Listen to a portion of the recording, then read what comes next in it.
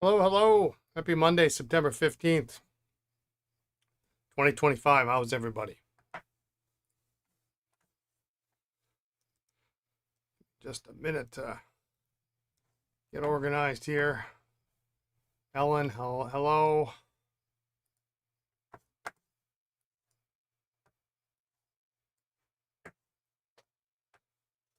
Rather than the data, I prefer to see the models to be repaired in the title and our thumbnail as lives are automatically dated by YouTube.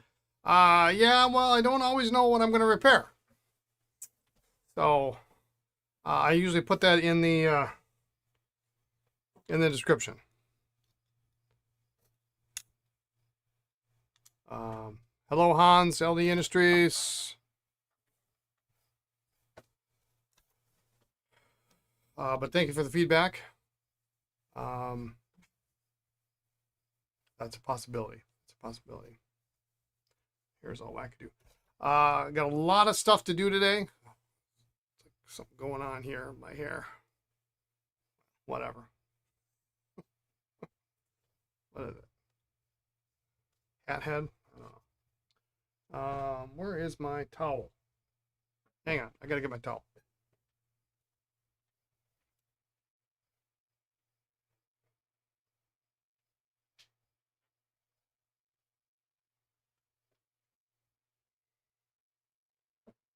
All right. We got good afternoon. Good afternoon. I had to bring a cart over here today because I got a lot of things to show, a lot of things to talk about. It was a busy weekend. Lisa and I went pen hunting. We had a hot lead, and we decided to take it. We called, verified there were pens available. We drove several hours, got up early, and we're walking around the antique mall. And they had told us there was only one vendor that had pens. So I'm like, I'm going clock and get in. I go to the left. I'm going clockwise around the store. I'm like, by the time we get kind of, we go into another building, come around. We're coming up back around to the front counter again, and I still haven't seen any pens.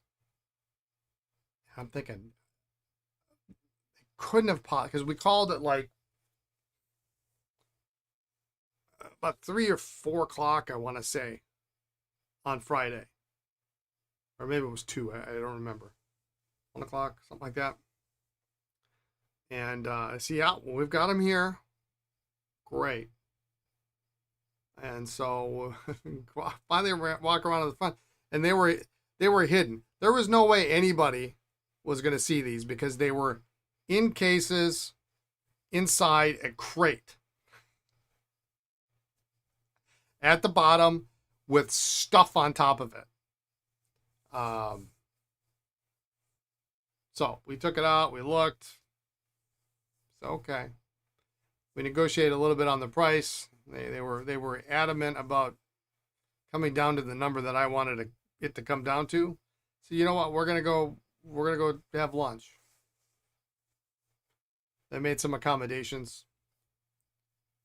We went around, hit about another. There's a cute little town. There's about 4 antique stores in town, so we hit they're all kind of in a row, so we kind of hit them all.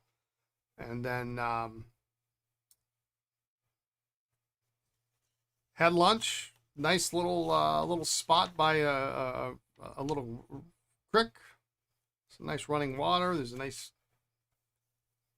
rock to have our sandwiches. We had some nice sandwiches, and stopped off at the bank to get some cash. Went back, bought them. They again asked, and I don't know. I don't ever do this, but I was like, Lisa's like, you're not really jazzed about this. That's what I'm worried about. I said, well, it's a fair deal. It's not like there's nothing outstanding. There was nothing where I was like, I was worried somebody was going to snatch this up in between when we left the first time and came, and went and had lunch. There was nothing that outstanding. It was just a nice, solid group of, what I would consider stock. And so anyway, we go back, and I don't normally ask. Like usually, I'll ask once, "Is that your best price?" And we were kind of thinking, man, both of us were like, if it was like $100 less, it'd be all right. So I asked again. They said no. I said, okay, well, I know it's been here a year. I know for sure it's been here a year. Oh, yeah, I don't know. So anyway, we're going to get into that in a minute. I've got it right next to me. There are some cool things in there. Absolutely some cool things in there. But I do want to, show off. I got a very nice gift in the mail today. And I think it's cute as all get out. So I just want to show it off. And this was a gift from a client whose pen I repaired recently. So, and he's an artist, and then he painted these cute little pictures of Lisa and I. So we'll get them framed. We'll put them up in the shop, but they're just adorable. Aren't they just adorable? So anyway, there they are. Lisa laughing at my joke, me telling a joke, So anyway, that's cute. I just wanted to show that off. That's pretty neat. Thank you, Caleb. I really appreciate it. We're gonna. They are magnificent. Aren't they? They're just adorable. And and they're like, what are they? 4 inches square. They're just adorable. Hello, fellow geeks. Yeah. And marvelously done. Marvelously done. And he said he was going to send me something, and I was like, yeah, you don't have to. I mean, it's not necessary. I appreciate it, absolutely do, but and I have no idea what I was going to expect. And then I opened up the box, and they did a great job. He did a great job. So anyway, that's that. We'll get those taken care of. We'll get those up in the shop here. So if anybody does actually show up on my by appointment hours, they'll see it somewhere on the wall. Okay, so I forget what the grand total is.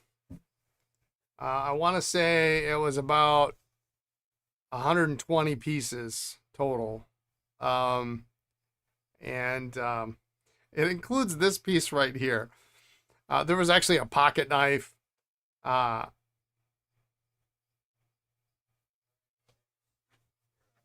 on. Oh, okay. Thank you. Great. Yeah, you bet.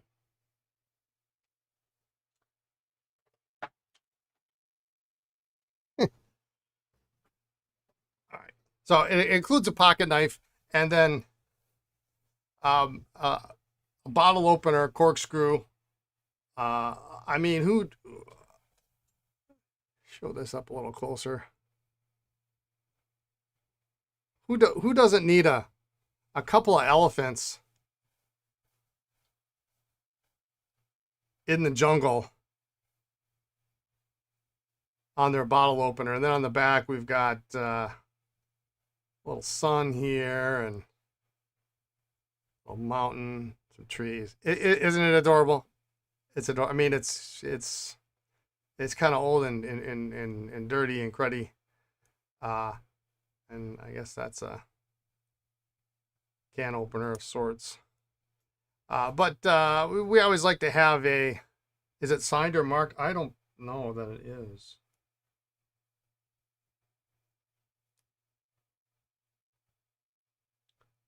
I don't see any mark anywhere. Austria. Yeah. Yeah, this was like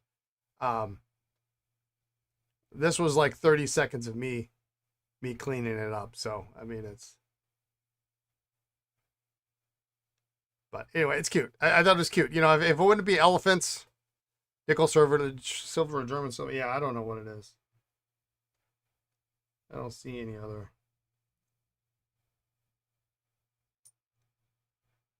Any other marks? But you know, I've yeah, it is fun.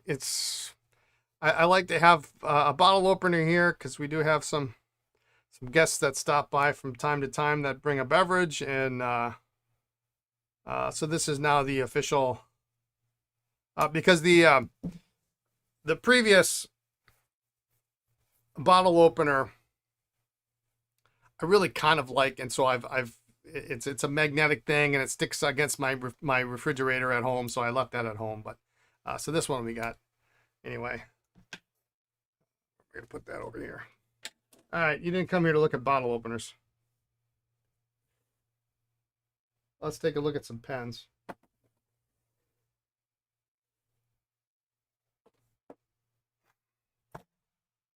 Tray 1.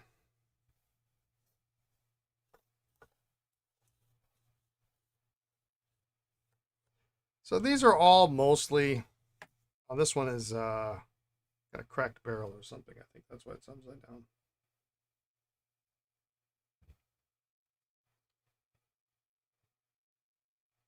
Oh yeah, the barrel's cracked on this one. Easy enough to swap out, but snorkel, yeah. But snorkels and touchdowns here. A lot of touchdowns, little tuck away. Little crest. Got a couple dings in the cap.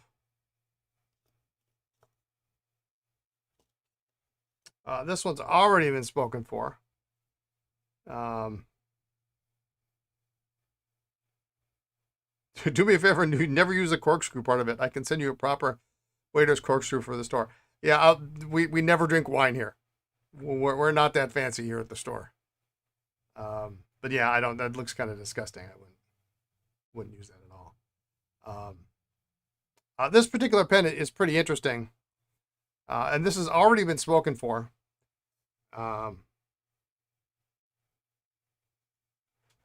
Our good friend Hans has claimed this one. This is a hot stamping tester. It's got 3 names on it.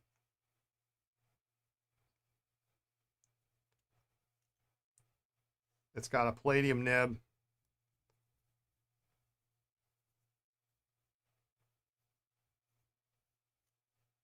No, nothing on the inside.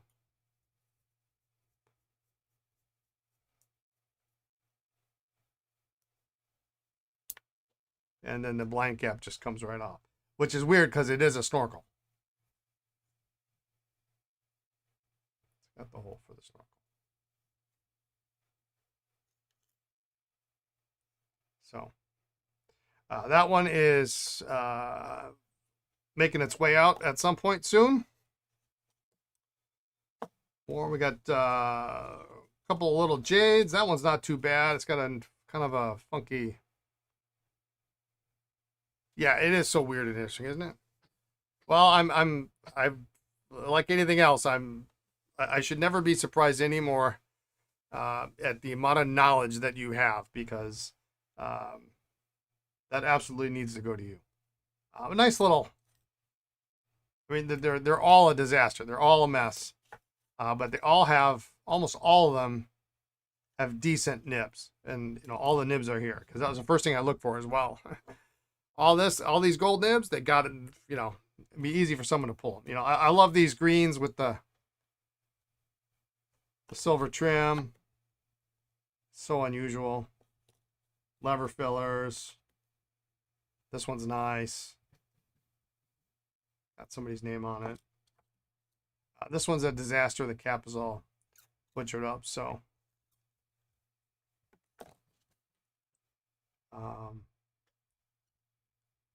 nice kind of full size in green. Visualized section. That's tray 1. This person was clearly a Sheaffer collector. Here's tray 2. And these are all, these here are all Vacs. Except for this. This I just chuckle at because obviously this is not the right cap for this pen. Can't possibly, I mean, that can't possibly. This must have been a tuck away. But it's a really nice cap. Maybe I'll put that down here. This one doesn't have a clip, so that's kind of butchered. But yeah, we got some nice Carmine, Tuckies, big military clip. This one is quite nice. Although now that I look at it, it's got a crack in the cap. Although I might have another cap for it.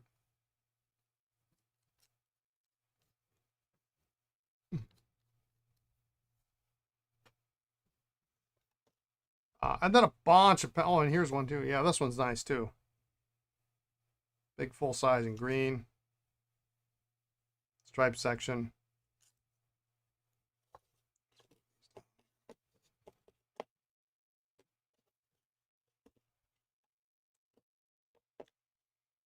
So yeah, we got a lot of vacs, unfortunately.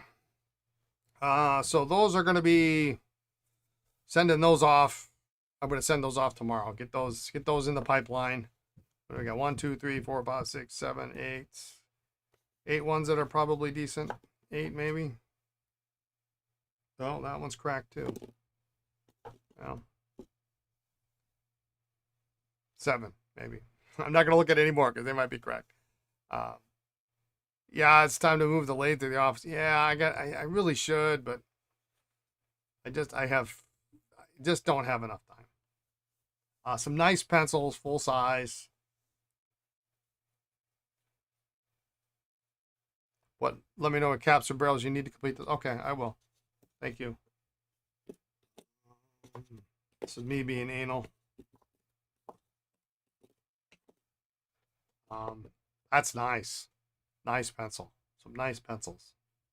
A little bit of shrinkage. This has got a little bit of an issue. But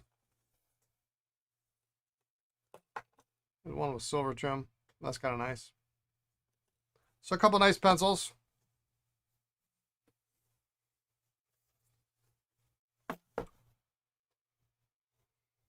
Couple more. Brown. Military clip. This guy's got kind of a bent nib, but it's pretty close, so maybe we can straighten it. I thought this was cool. There's 2 of these walls. Number 4 size nibs on them. You know, pretty okay color. That one's got a replacement nib, but a bunch of skylines. This one needs a clip. That's okay. Little green. Really pretty seriously warped barrels on these 2 here, yeah.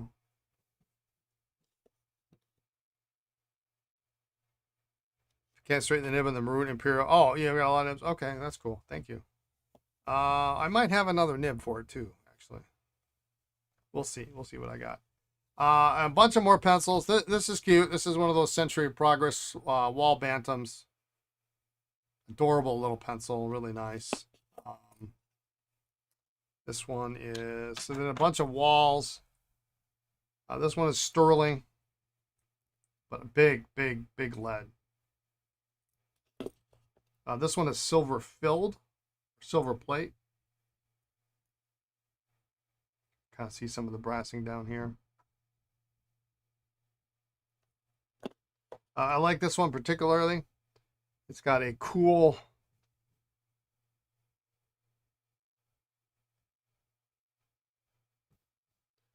pattern on it.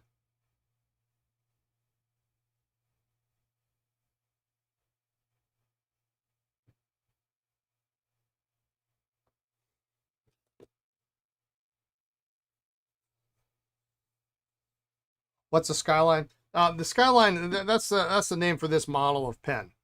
So it's got this kind of domed cap with the clip that kind of goes all the way over the top, and then it tapers off here. It was made by Wall Eversharp. So we got a bunch of these Wall pencils. This one's a Surite. Sure looks like a Wall Eversharp.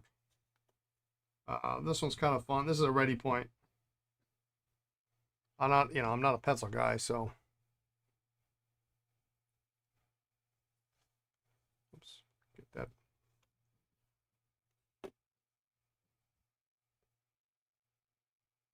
Hopefully that'll zoom out. What did I do?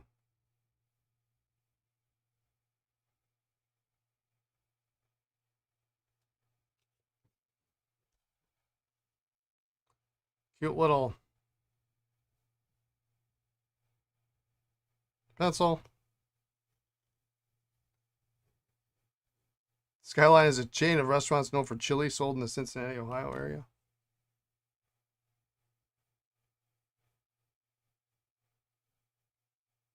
Oh, there we go. So yeah, it's no markings. It's pretty cheap construction. All right.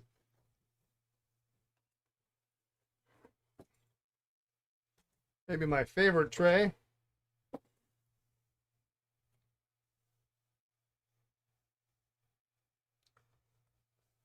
Good evening from Cornwall. Hey, Juicy Lucy. We're just going through some of the fun stuff we picked up this weekend. A number of other pearl dip pens. This one's an Edward Todd, which is kind of nice. Nice number two marked holder. This one a significantly less interesting, well, not less interesting, but a less well-made holder, but it has a neat little pattern on it. And then a very interesting, actually Esterbrook nib that's marked Esterbrook's, plural, Chicago vertical school pen, which I'm not familiar with, which is significant, I guess, if I don't know what. So we got those. Got a couple with really neat tapers.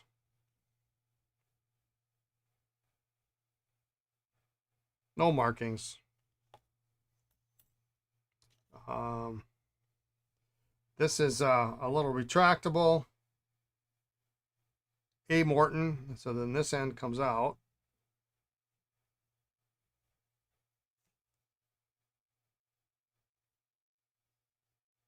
And the nib, in theory, is pretty jammed up. Can slide into the barrel when not in use.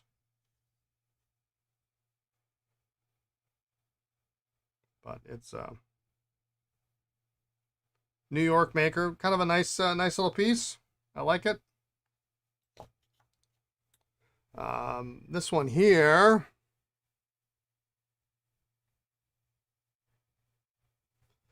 is a sterling pencil made by Eagle, and it's got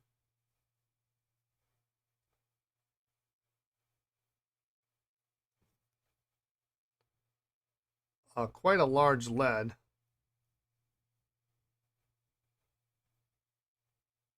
But a really neat pattern on it. Little ring top. This one was also interesting. This is actually a cross, and it's got this neat little flare at the top.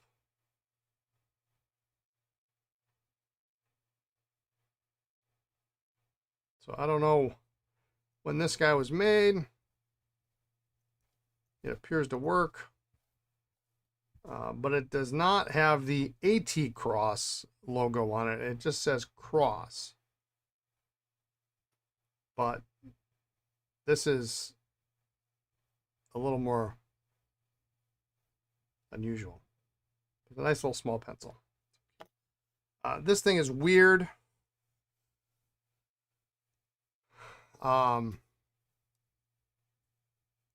This is a combo. Break my fingernail trying to get this out. There's a pencil there.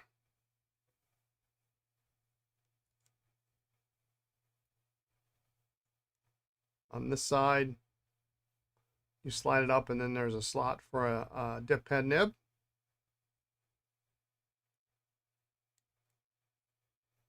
And then on this end, you always understood the ring tops were a hangover from the chatelaine. Yeah, they were. Yeah, you would attach them to the, yeah. And then this, I have to be careful here because this,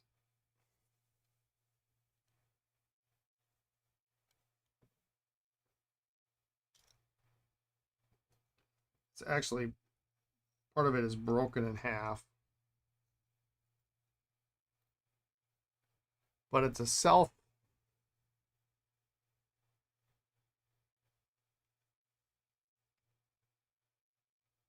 inking stamp. So there would be, you could have ink in here. And then as you open this up, it would be ready to stamp, and then you could stamp it.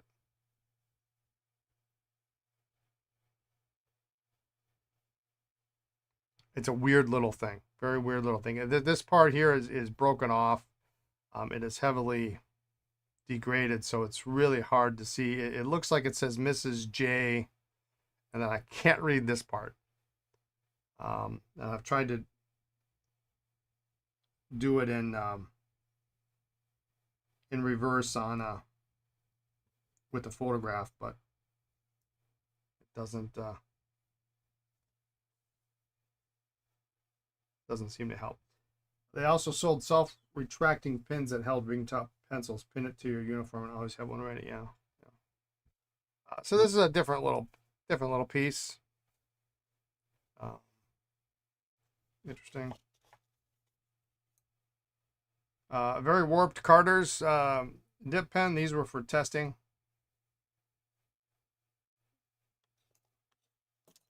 What do we got here? We got a couple Esterbrook's. Dollar pen with a, looks like a nice 9668. I really didn't even look at these much. Nice J. Continuing on with the Sheaffer Touchdown, a nice blue Prelude. It's kind of nice. This is an old Levenger's Sheaffer,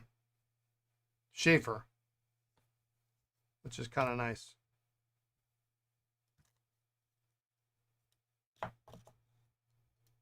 Got a couple of these calligraphy pens. This one's friction fit, which is kind of weird. And the lone grouping of Parkers in the bunch, literally 4 Parkers. 4. 1, 2, 3, 4. Yeah, 4. That's it. A Parquet, which I'm not a big fan of, but nib seems okay. A little Vacumatic, but the nib is all chonked up, so it could be fixable. I mean, it's worth it for parts. Looks like it's got some transparency to it.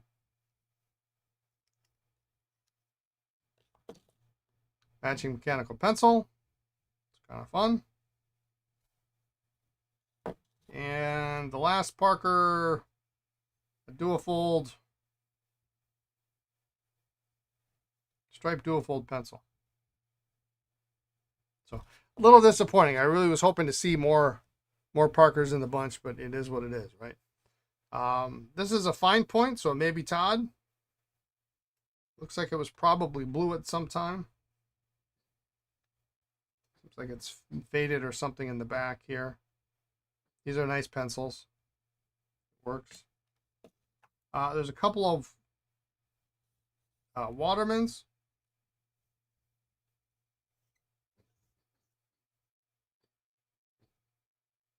One's got a good nib, the other one doesn't. So I'm going to take this nib and put it in this guy.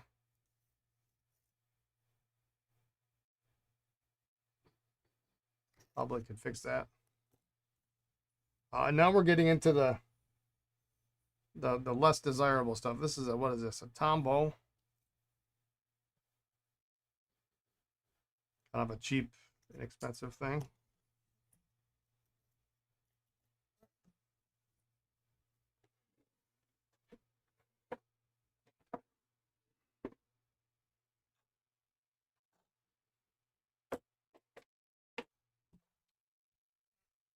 Oh, what do we got here? A couple auto point pencils. This one's kind of a chonker. Yeah, auto point. 4-H tractor program, 10th anniversary, 1954. People collect these things. American Oil. Kind of a Chinese ballpoint. Kind of garbage. Just a lot of meh. Ready point. This is kind of fun. Another auto point. O.C. Brown, Friedman, Shelby, and Red Goose shoes. It's a big pencil. Big pencil. Holy cow.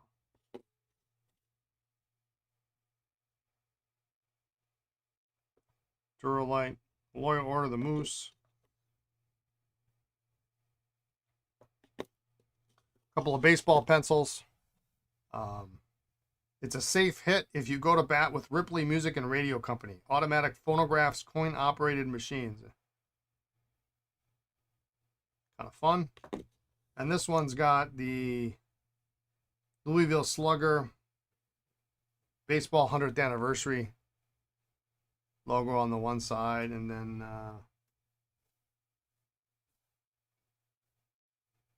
Melvin Trucking Company or something on the other side. So couple of baseball pencils, nothing too exciting. And then this is the completely unexciting group. Actually, this is probably the best pen in the bunch. The Recife.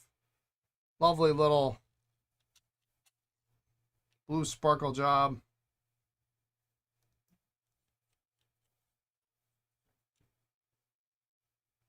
Cartridge converter. Let's take that out. Oh, I'll leave that in there for now. And then a whole bunch of kind of third tier junk. Rolex. What kind of refill this is? Oh, it's a Parker style.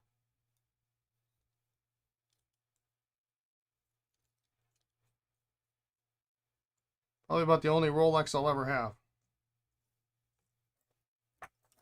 Or want, for that matter.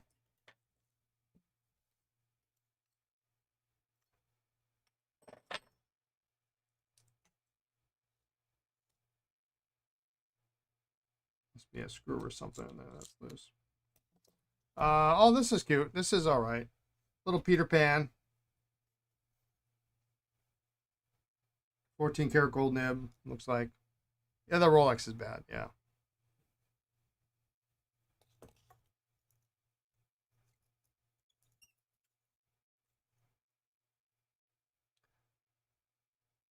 Yeah, and that's not worth being mugged for a Rolex, yeah. You've got a green stacked Vacuumatic on the way, cool. This actually got a 14 karat gold nib.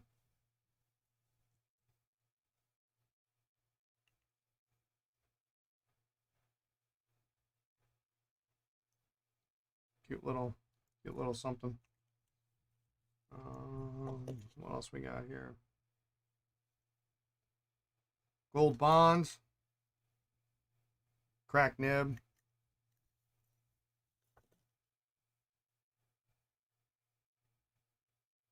This is a gold bond pencil. It's actually a pretty nice looking pencil. That's not a terrible pencil. Got a bunch of wherevers. I mean, look at this banana action. Which is too bad because it's actually a cool material. But, you know, these nibs are awful. Pretty awful. Onward, which is a wherever sub-brands. Waltham. I mean, just, you know, pretty much bad junk. A deluxe, actually not too bad, but then they chewed up the section.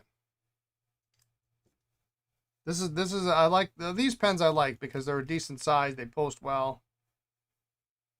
But the sections are plastic, so you know once they screwed it up, they screwed it up. Although I probably have, I'm sure I have sections for that. an earlier wherever. This is actually kind of a nice one.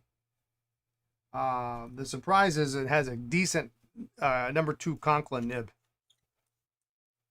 Toledo nib in it, so that's coming out. More bananas.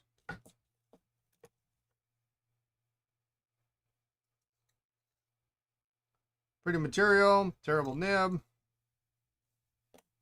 This was a shame. This one was, yeah, it's nice to find a $50 nib in it. I mean, I think maybe a $10 pen is, I mean, I guess that's what I paid for it. This is really a shame. This was the earliest pen in the bunch, but it's got this huge crack in the cap. It's an Eclipse safety. They called it a safety, and they got this big S.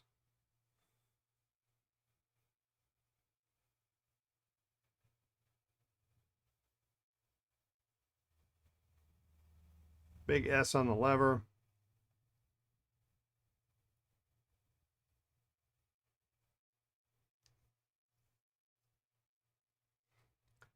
So that's too bad.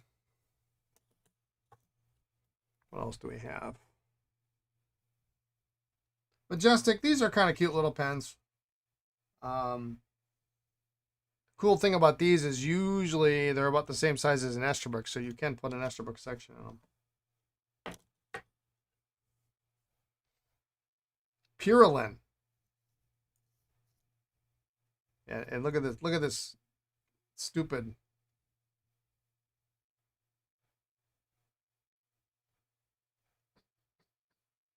Sometimes these aren't always bad, but that's a whole lot of work that I don't need to be doing.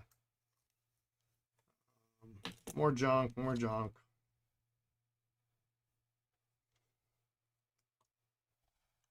Little bullet pencil. Phone 133 for super service. So, bunch of junk.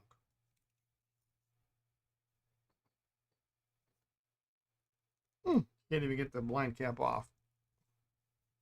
So, missing the top, missing the clip. So that tray is pretty much all junk. So anyway, that's the loot, as it were. The money's in those first 4 trays.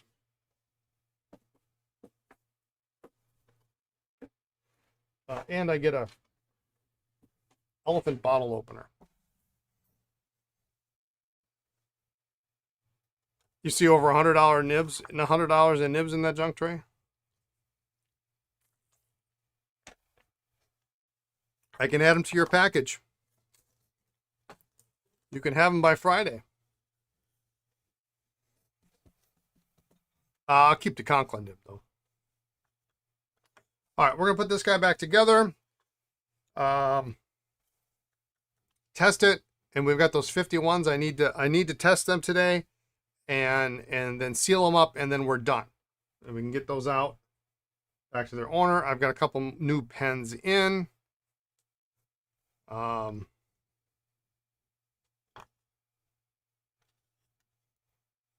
Which thankfully Hans is on the stream because I have to ask a question on one of them.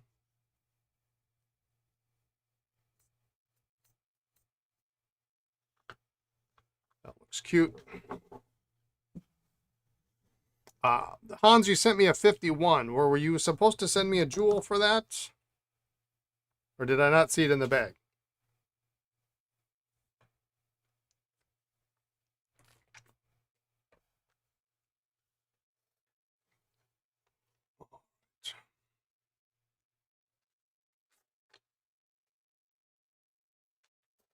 Oh, it should be in the bottom of the tube. All right, before I forget it. Yeah, small plastic bag. All right.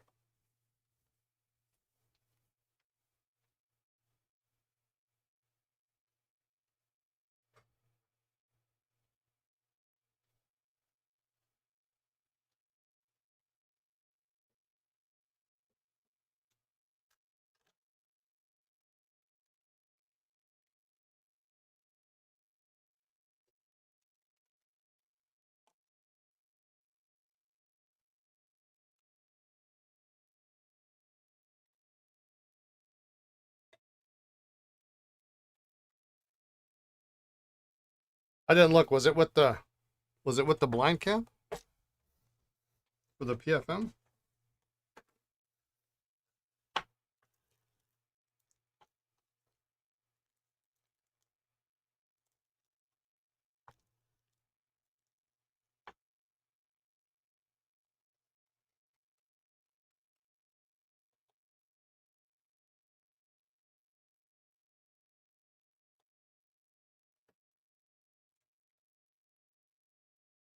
Now I'm getting worried.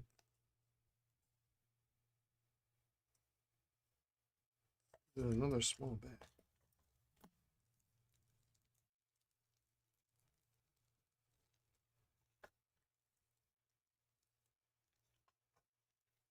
Separate from this, huh?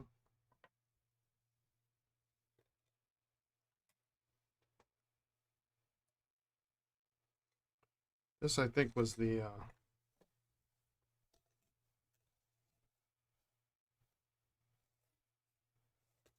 yeah. I'm gonna have to look through the. I don't see it in here.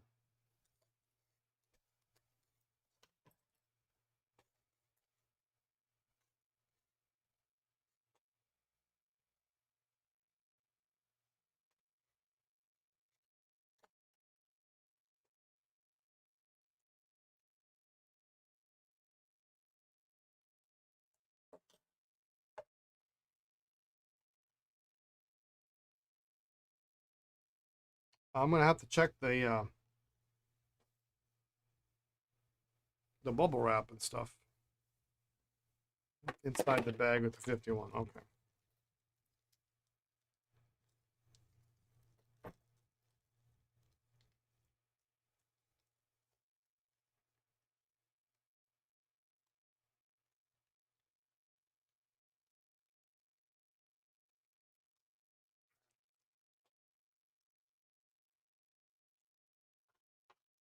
Okay. Well, I'm gonna have to look through that.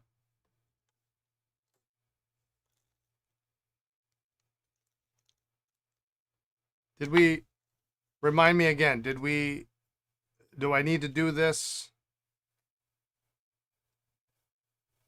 filling system on this one, or am I just doing the jewel? I don't remember what we said. And the PFM is a full, right? It is full. Okay. All right.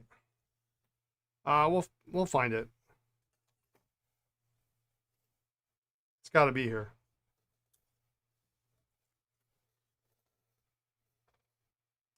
Can you go into the different uses of your two flush solutions? How do you choose which to use? Very, very simple. We do have two. We offer two flushes. One is the regular, and one is what we call ammonia-free solution. You use the ammonia-free for cleaning any vintage pen with the latex sac or latex diagram.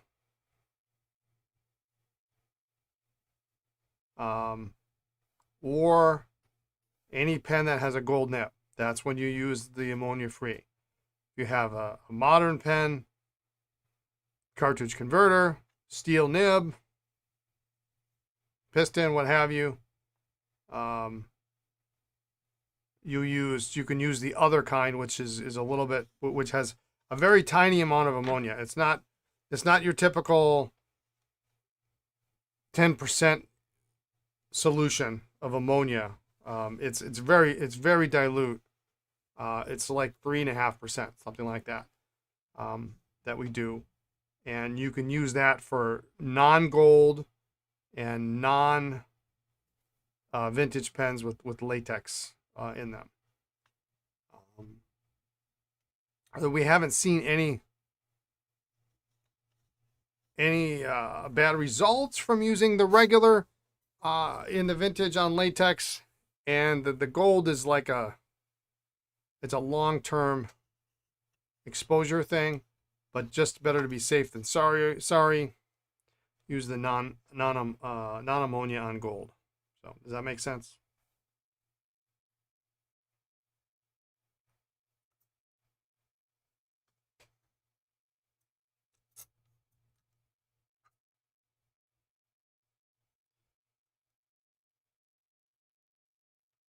Well, I'm gonna have to go look through the bubble wrap and make sure it didn't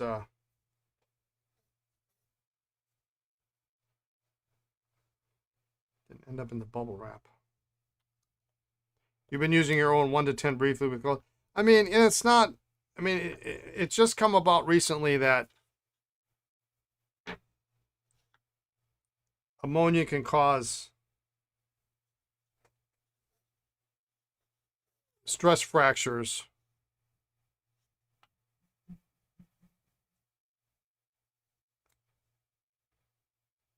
Sorry, Juicy Lucy.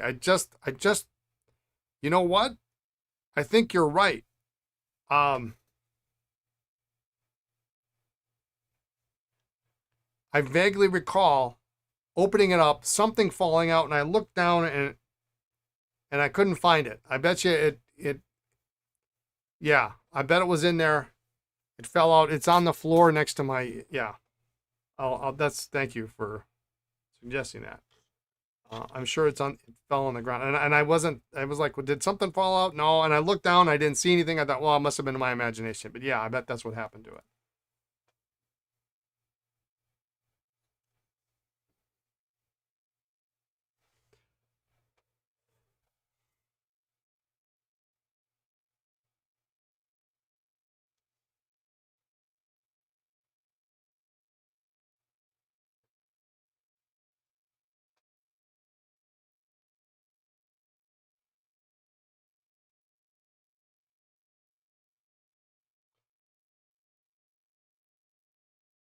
Well, that's a nice writer, actually. That turned out real nice.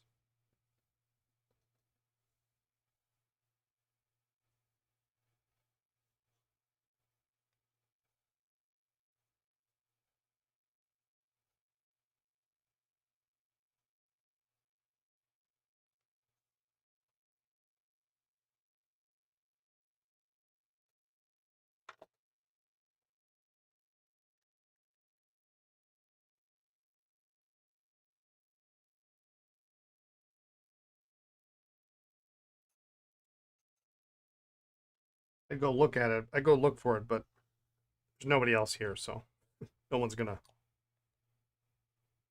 I'll go look for it after we're done.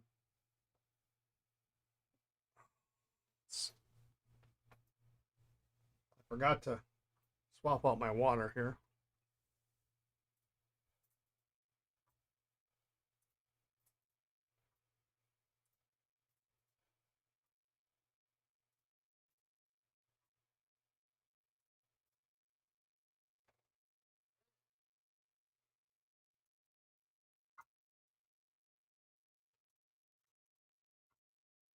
Yeah, I mean, if you're using your own your solution, I mean, as long as you're not letting it sit and soak in the stuff, you're probably okay. But just for, we don't really know what long-term use. We know it's a possibility of causing issues with gold. So, um,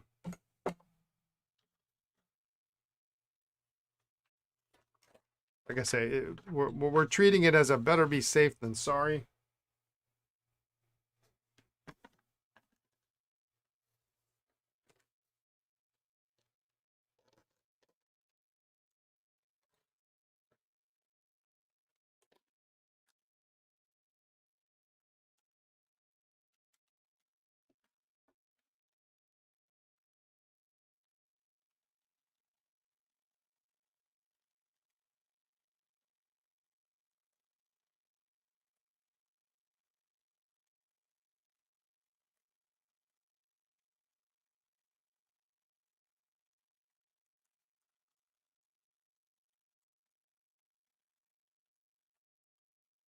Are you the only one that the stream has frozen? Yeah, let me know. I mean,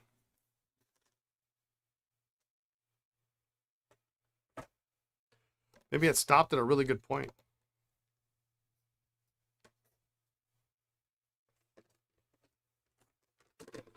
Maybe it stopped on that cool Sterling Eagle pencil.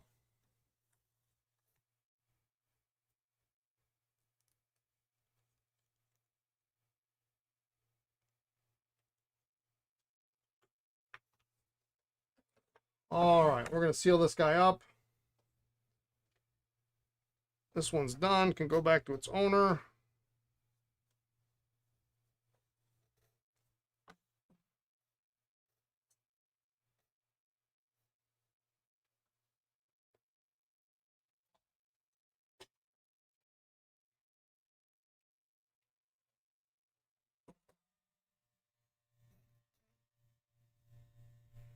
Gotta start getting in on these pens I bought over the weekend.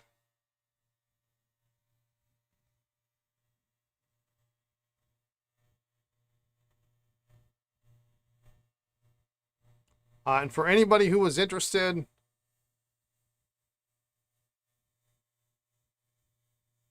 we did get a Sheaffer Legacy in today.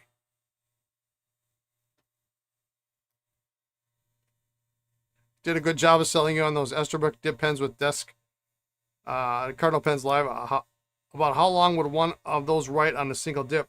What did that one have? Yours had a 9550, I think. I would get like, you could get like a good solid paragraph on them.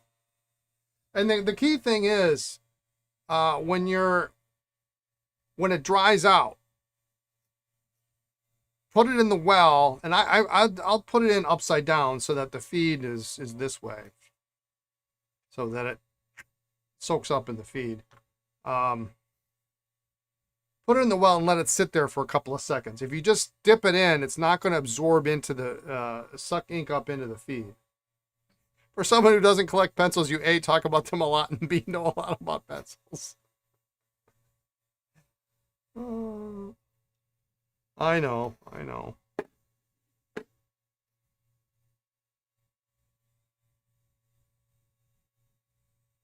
I like them. I like the idea. You won't ever see me using a pencil.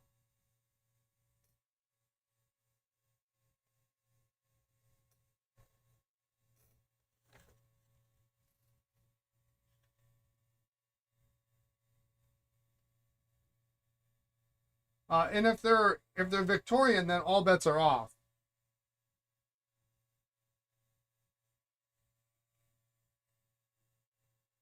Because Victorian stuff is just awesome.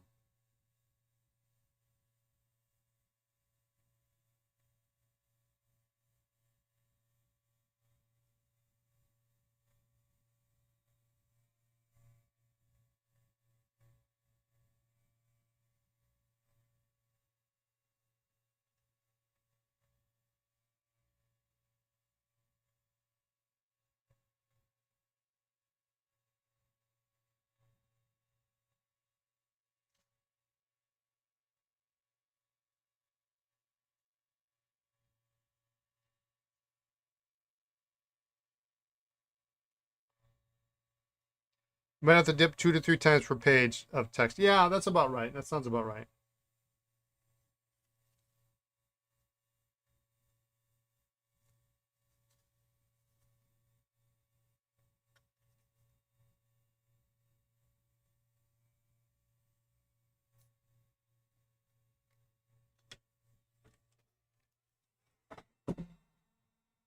Probably the last time I actually used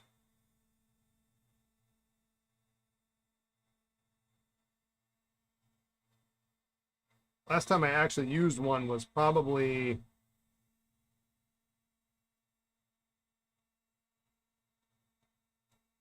2003.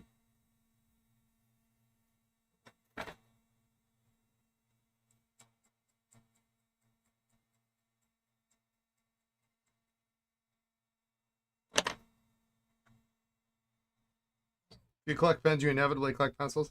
Yeah, I mean, you got to have the set. Maybe if you get an extra word if it has 165 rods instead of 155.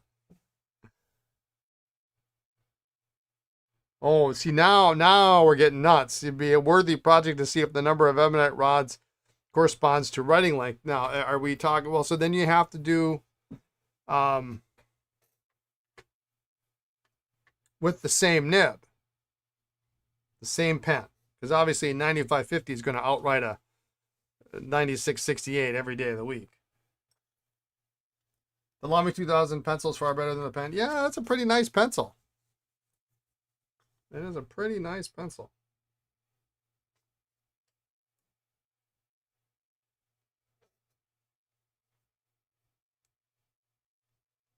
And nice that there's two versions. And now we have to test that. Yeah, I don't think so. All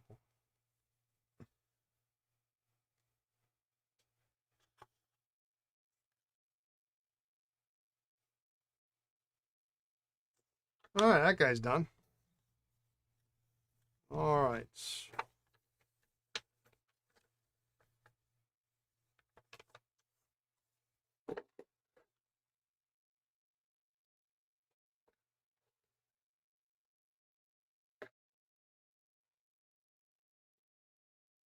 Brian can count the pens and Hans can write the words. Yeah. All right. Give me a second. I got to do something. Be right back. Sorry for keep getting it up.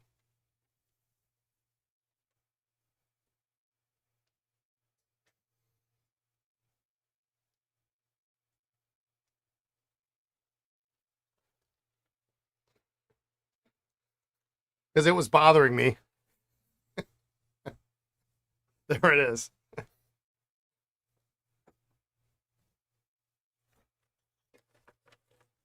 And it was underneath my shipping receiving table where I have bins of like paper, packing material. So I have a bin of paper. I have a bin of um,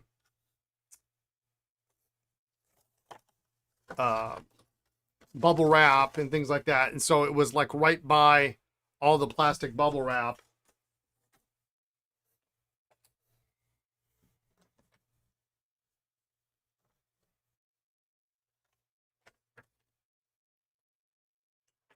All right.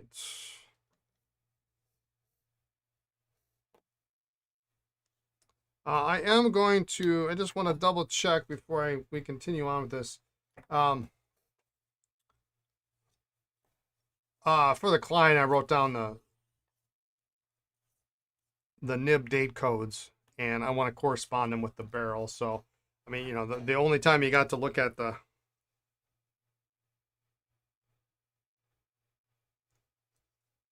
nib is when it's off.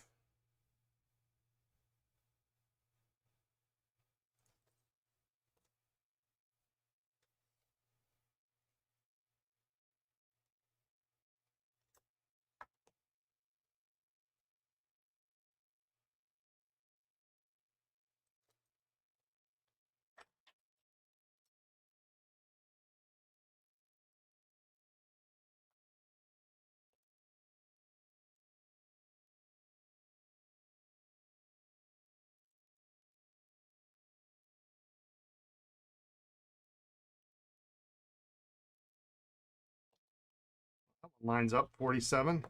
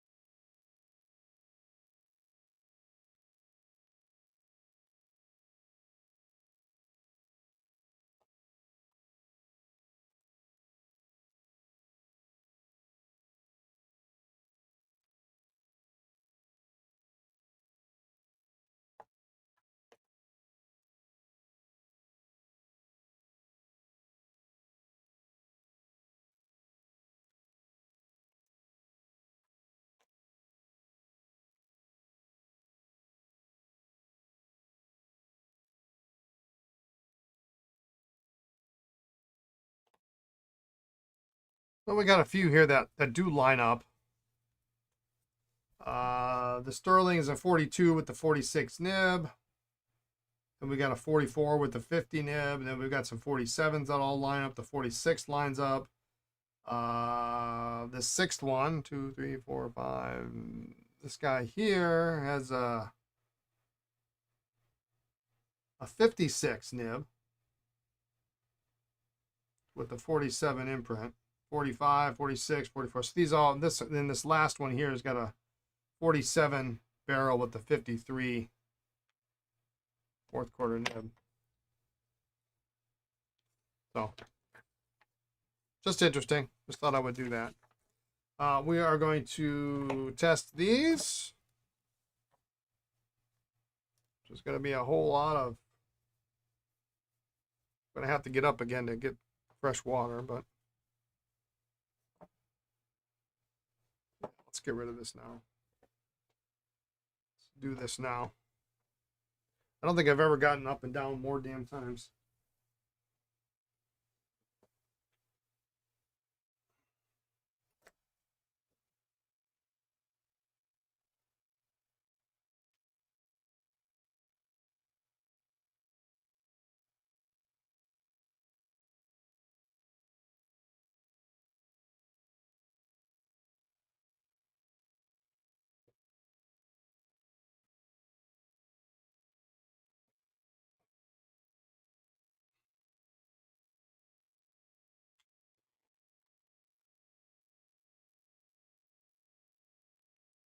That's a detail I appreciate. His record keeping is amazing. Awesome. The key thing is I have to mark these. I now have to mark them 1 through 10.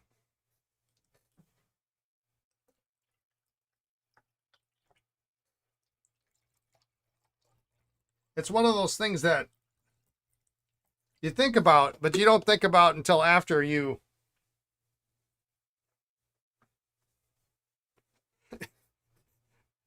sealed it up and you're like, oh, what was the nib on that again? Don't remember.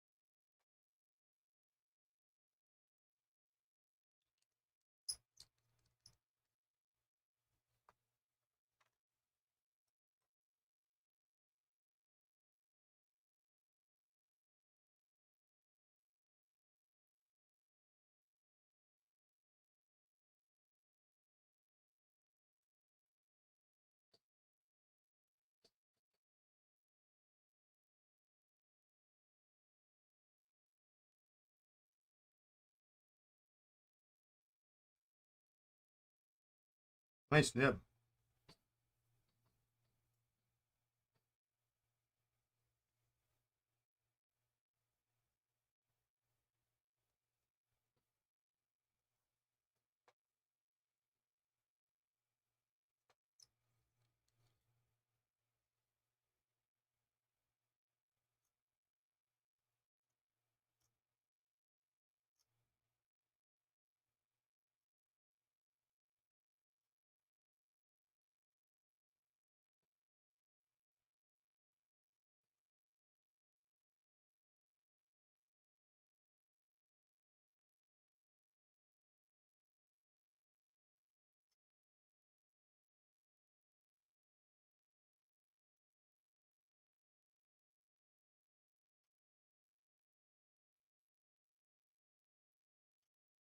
This is the part that just takes forever. I'm going to be cleaning all these things.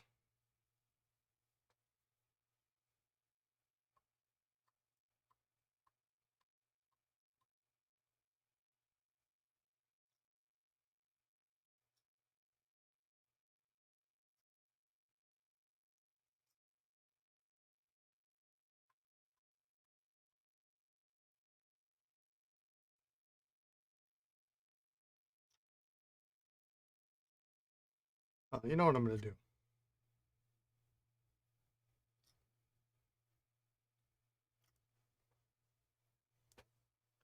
We're going to test them first, and then we're going to do all this nonsense all at once using the salad spinner.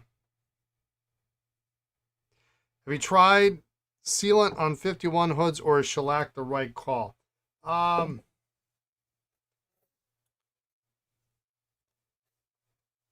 have heard from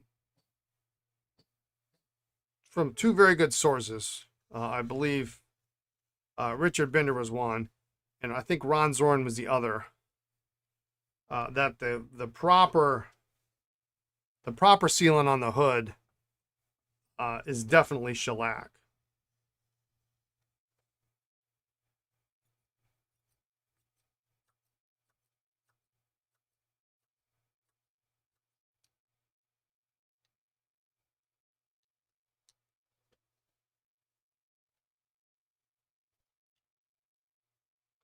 I think the problem can arise in the fact that with little heat, you can loosen this. This will soften, and you can, it can be turned and.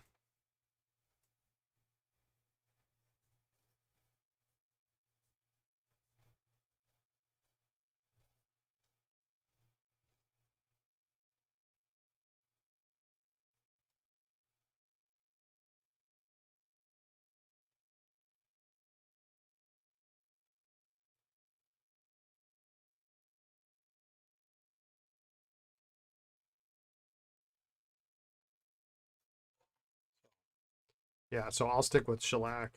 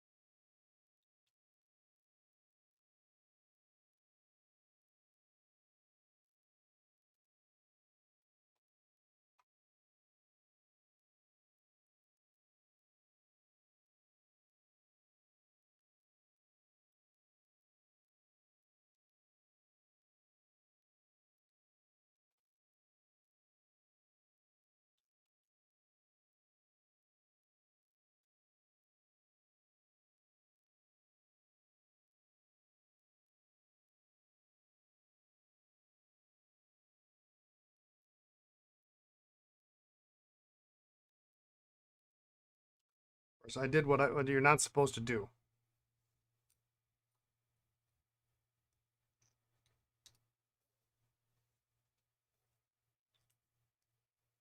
And I do forget that quite a bit.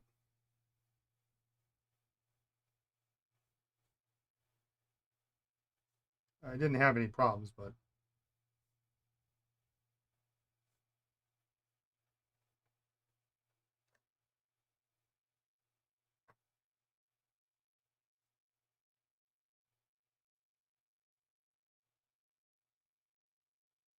that's a great nib. Really, really nice.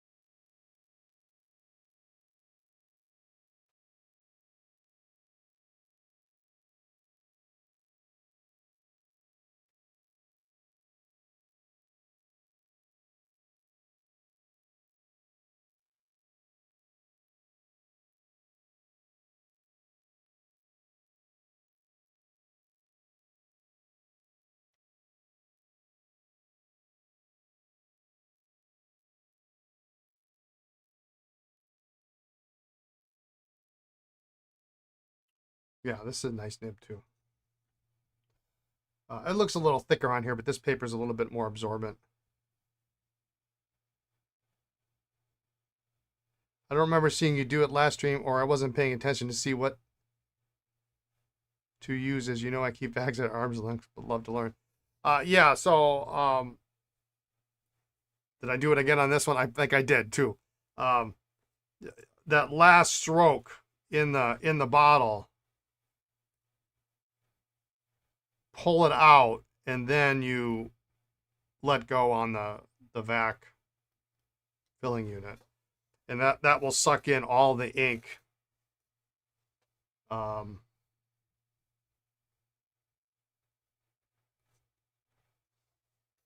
That's in the collector, so there's no excess. Hey, Spicy.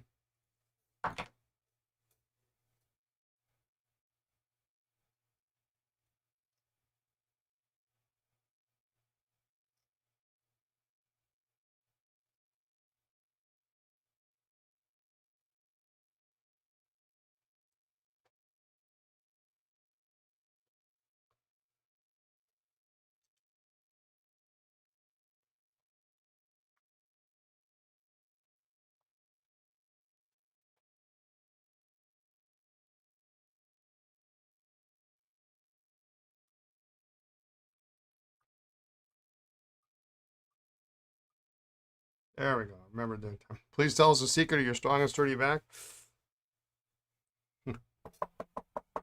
Knocking on wood.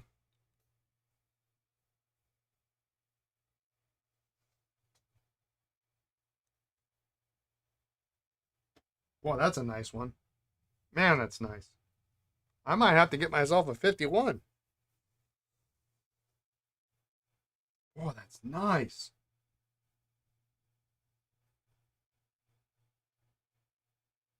I keep writing nib here.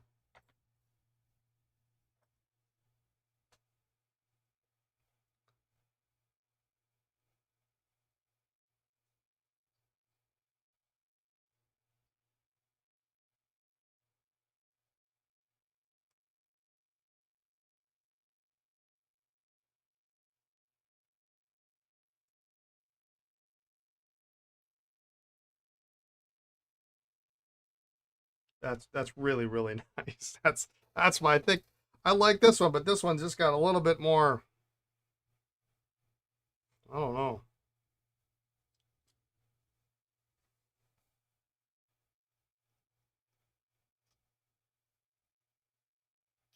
The secret of my strong and sturdy back is biking every day.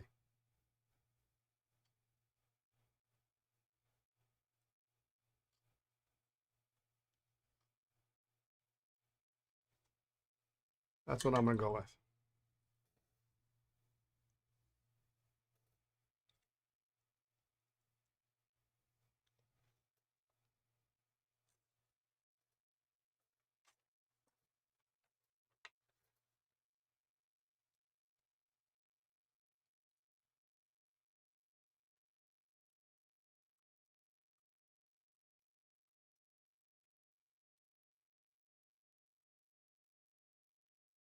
It's so easy to forget that step.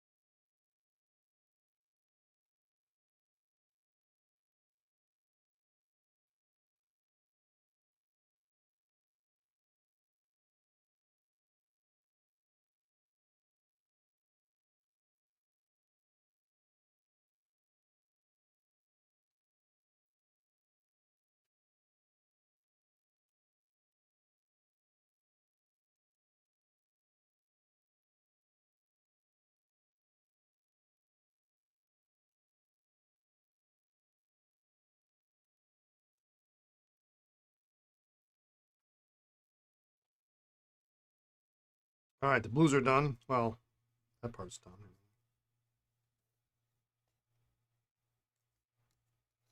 I knew looking at this it wasn't going to be a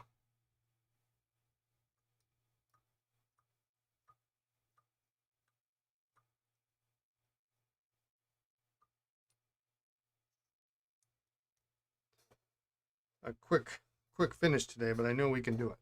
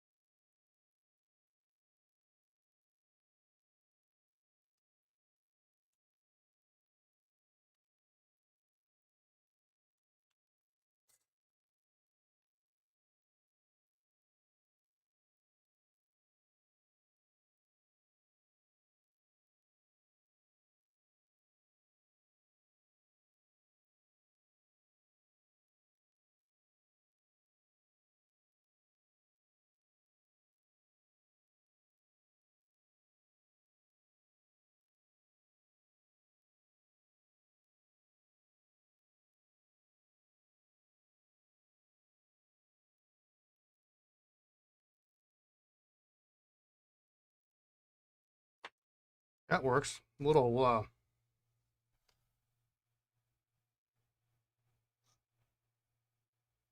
stubborn to begin with, but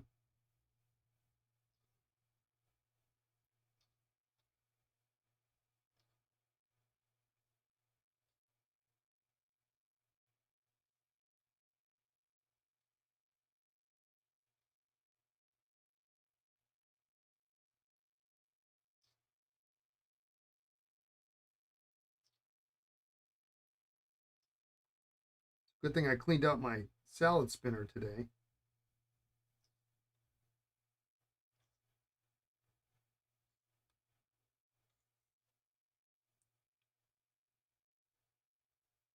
Another product question, if the room doesn't mind, where and when to use section sealant. I like to use it primarily. I should probably call it thread sealant, not section sealant.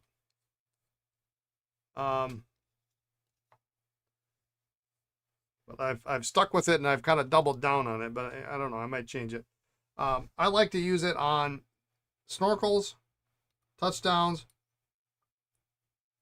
and PFMs primarily. But you can use it anywhere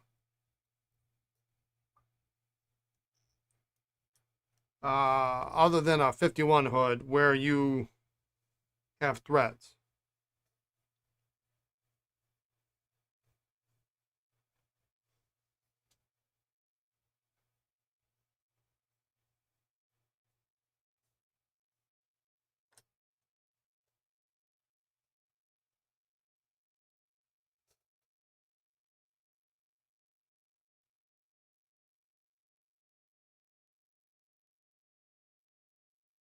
Why not 51s? Well, like we mentioned just a few minutes ago, that the thread sealant, the section sealant, is a very low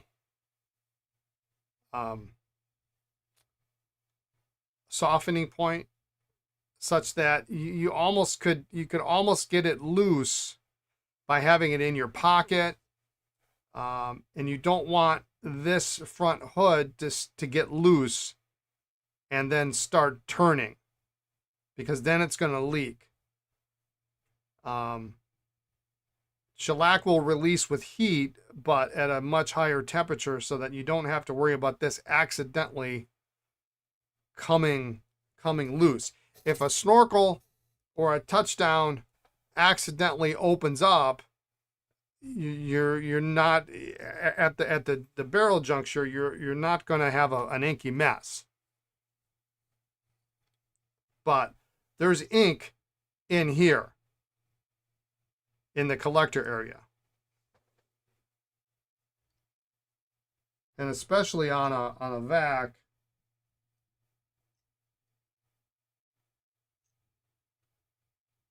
you know, the whole barrel's full of ink, so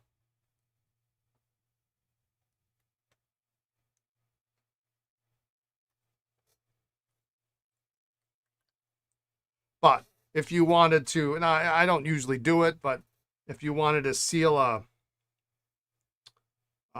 an early dual fold barrel, you could do it with thread sealant. Usually what I do is I snug it down. Um, but you could use it on a dual fold. You could use it on,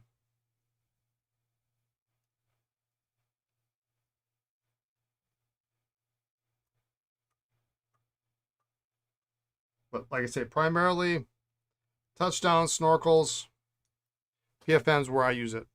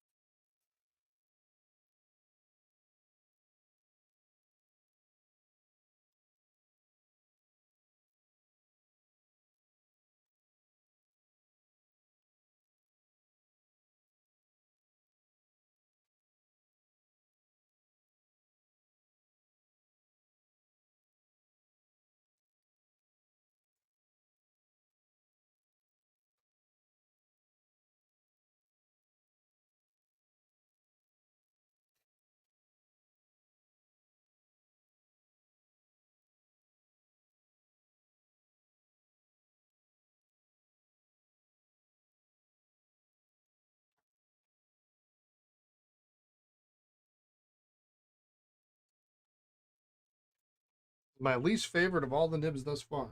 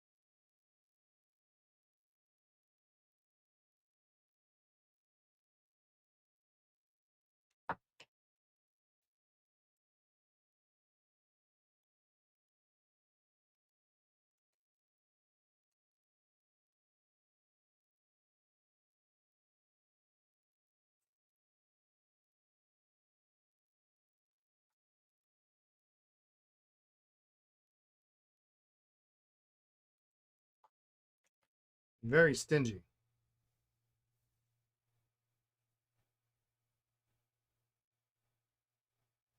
There we go.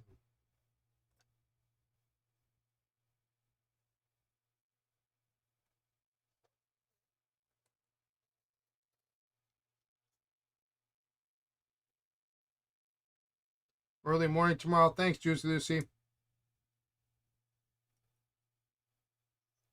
Appreciate it.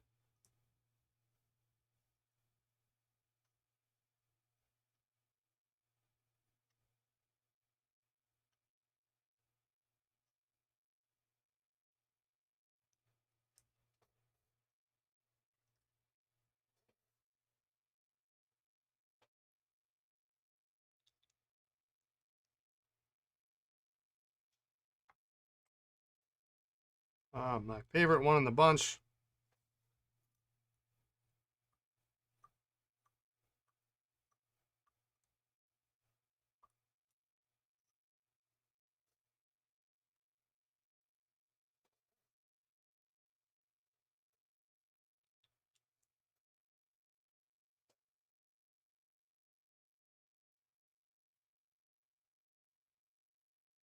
Wow.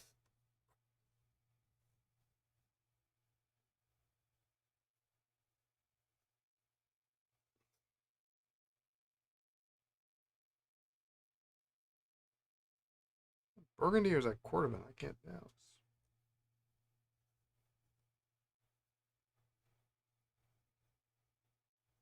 Nice nib though.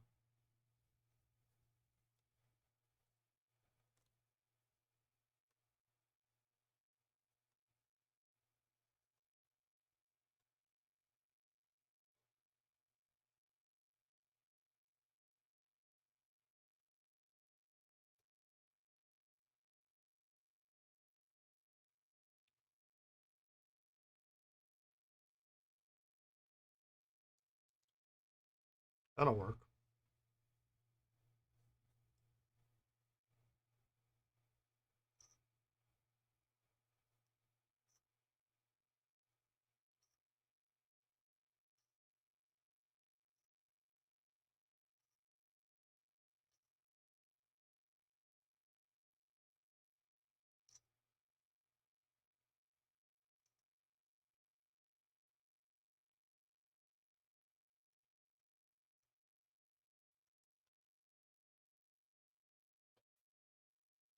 All right, now the painstaking process of flushing them out. At least we can zip this up.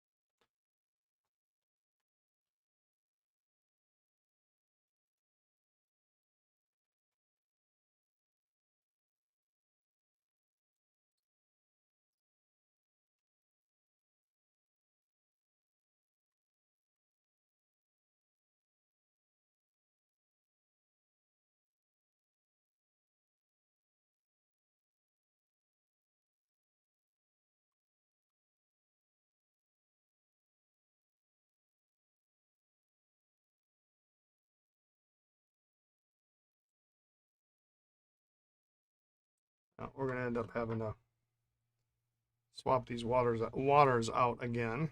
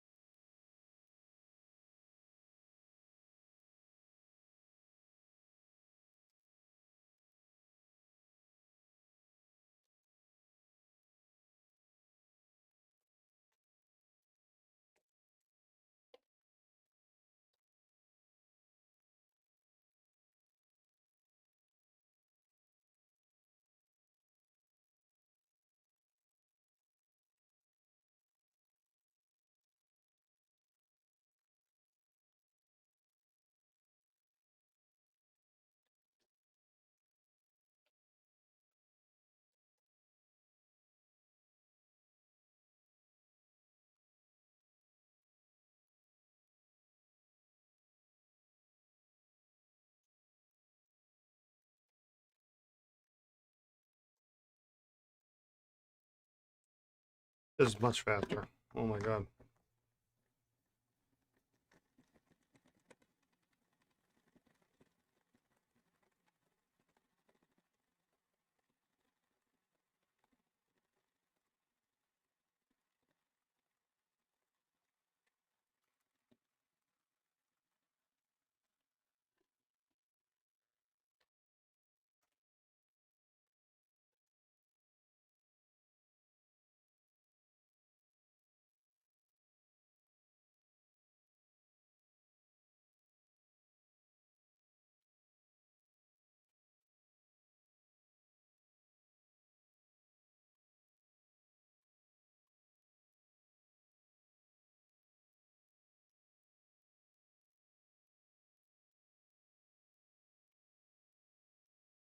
Well, we've had significantly less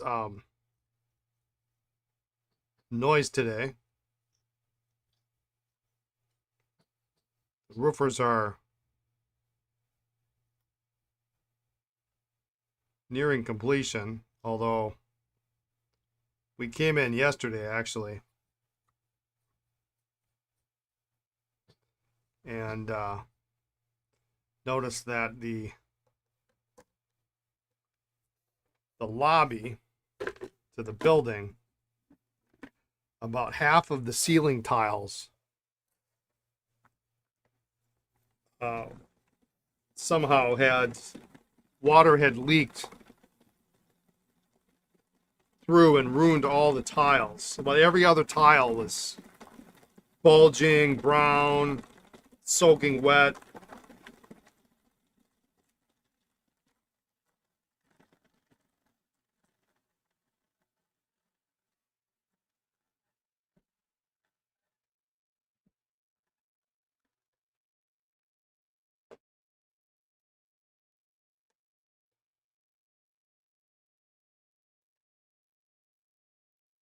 One day I'll upgrade this to is it OXO? Is that how you pronounce it?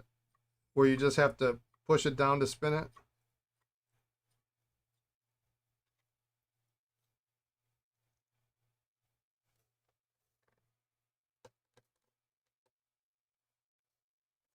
I don't mind this. I got a little bit of control here too.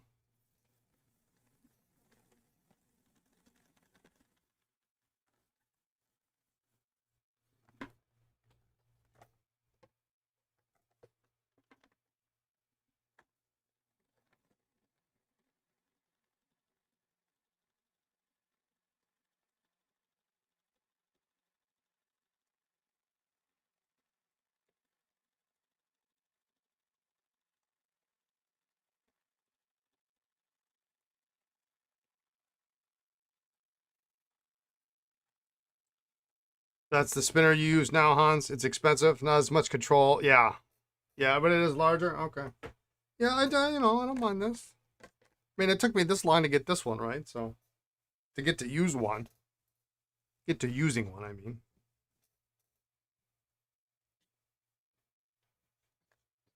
mean, this is a huge improvement.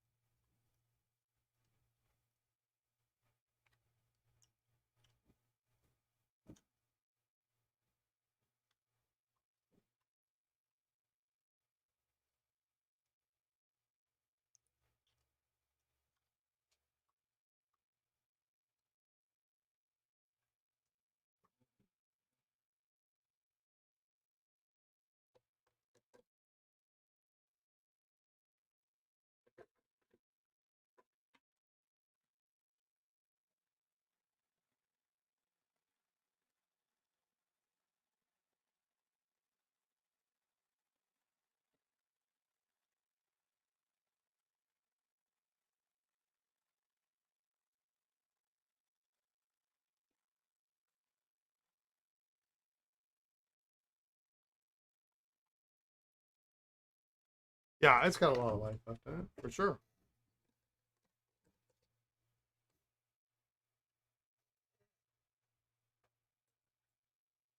I almost need 3 cups today.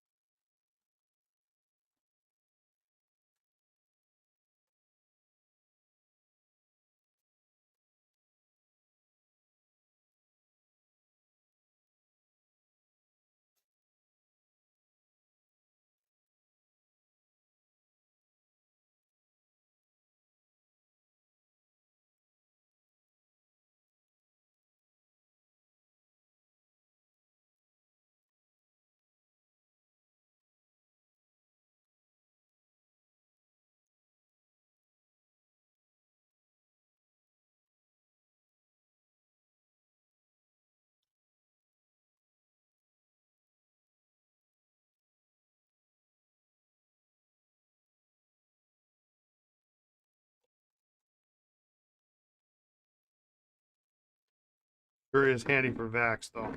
51s.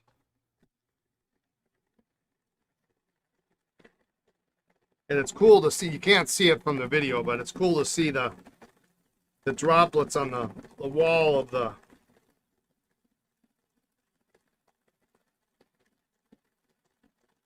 spinner.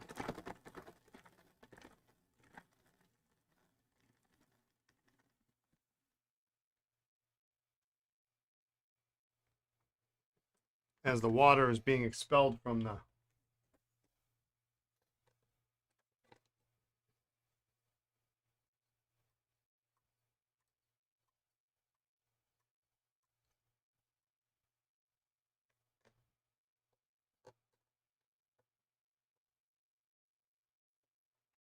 pen.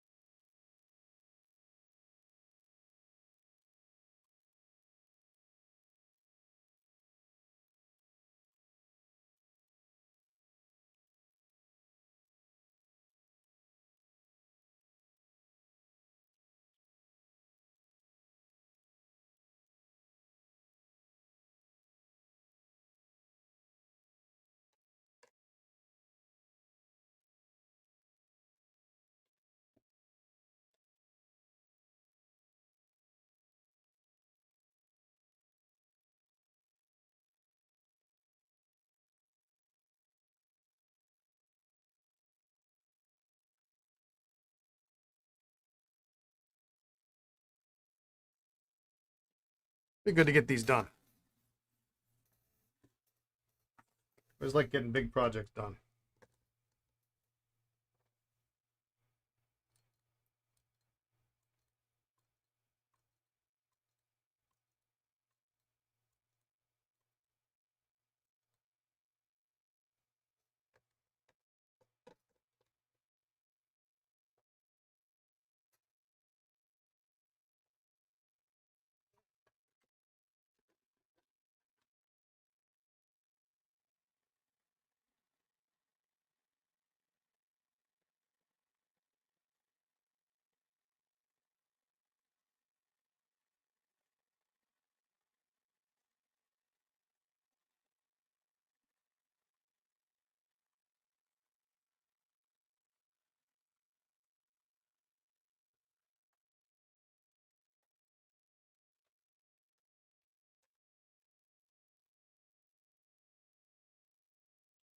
Four more.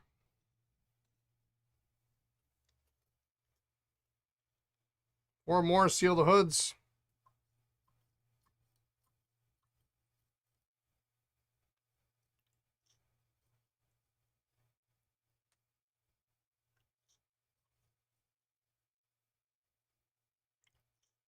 I don't remember. Did we check the caps? I should check the caps.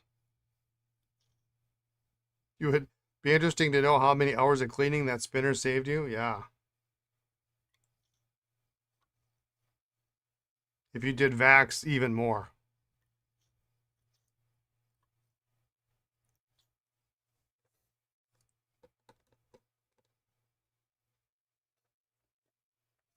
I mean, even if it didn't save you any time, the pressure from your wrist having to shake that crap out into the garbage can.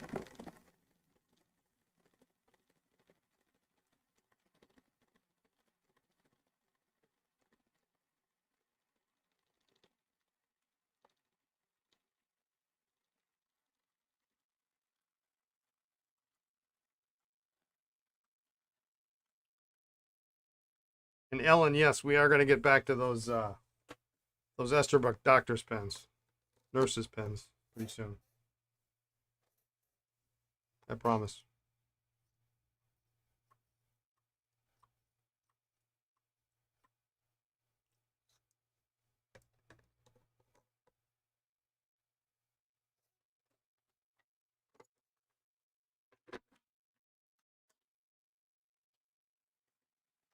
I know they got your name on them.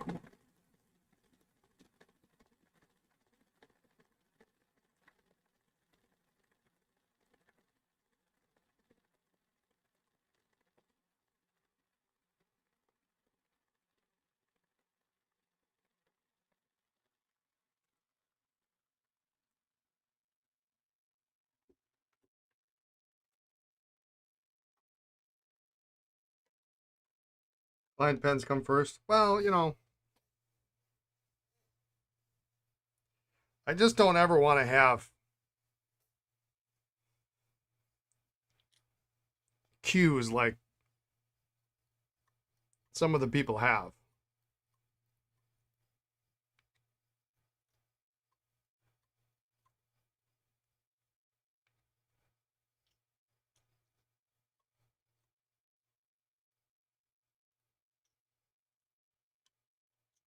You know, repair people are busy for a reason. But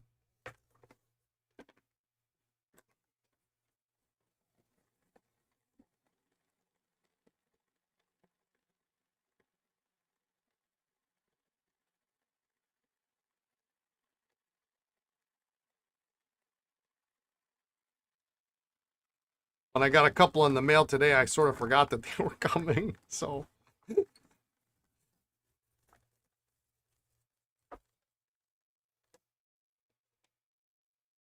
that's how it is.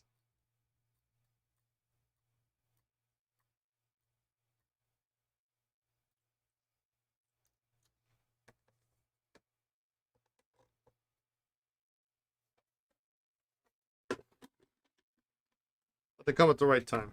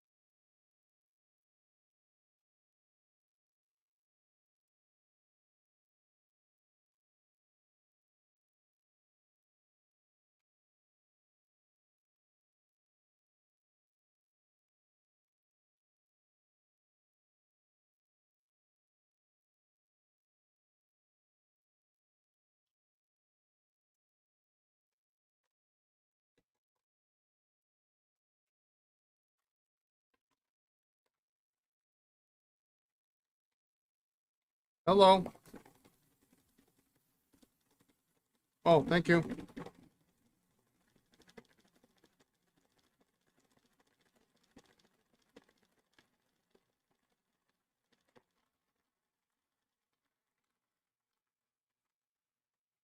Just got some from Amazon. I can't remember what the heck I was getting from Amazon.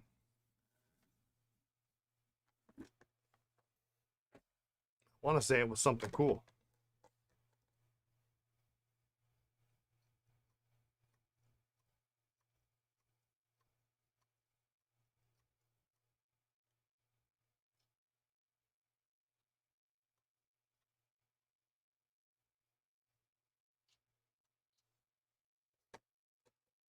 We'll find out later. Nothing I can't live without right now.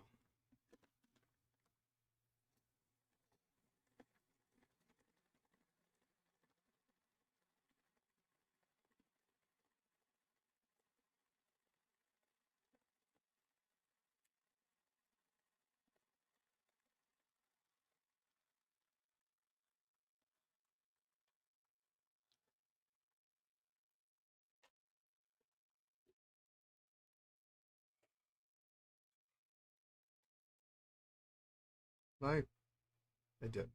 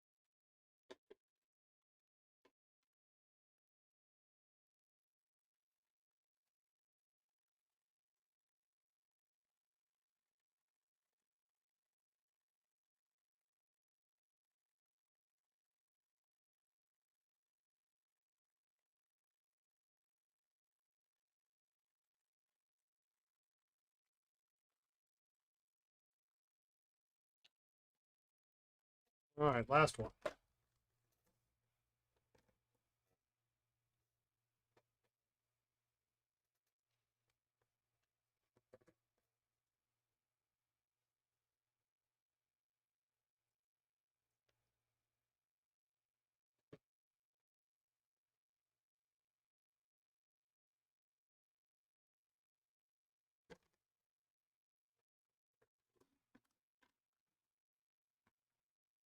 Okay. That is pretty disgusting.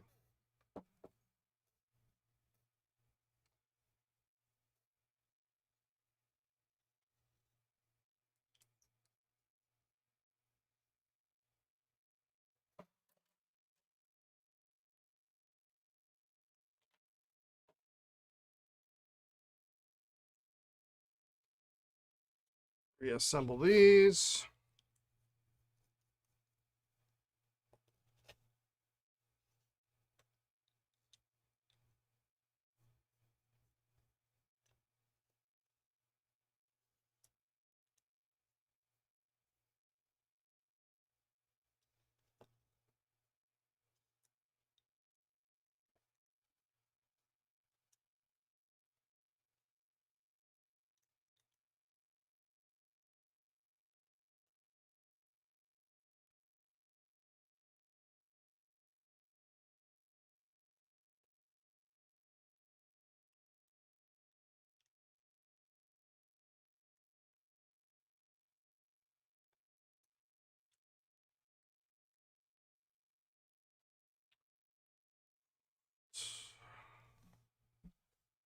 Getting there. We're getting there.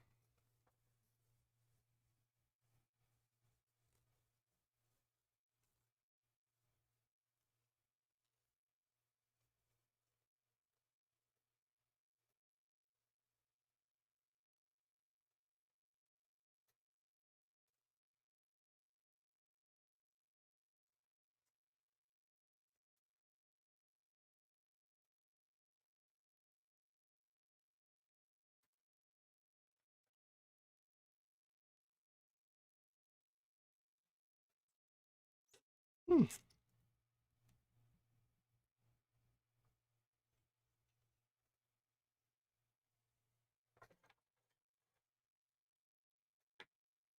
Loop handy.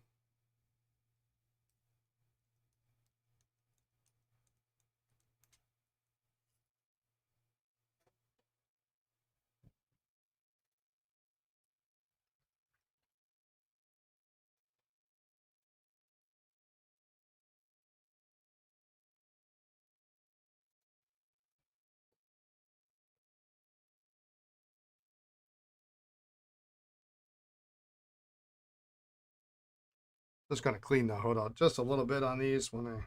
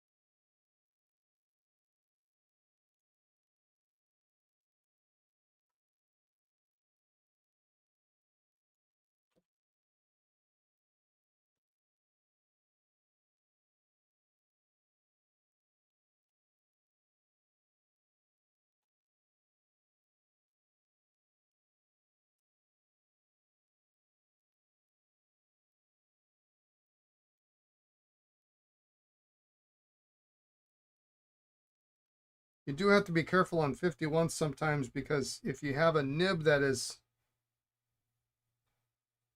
slightly upturned or a little bit larger as you're rotating the hood off, sometimes the tip of the hood can catch on the tipping.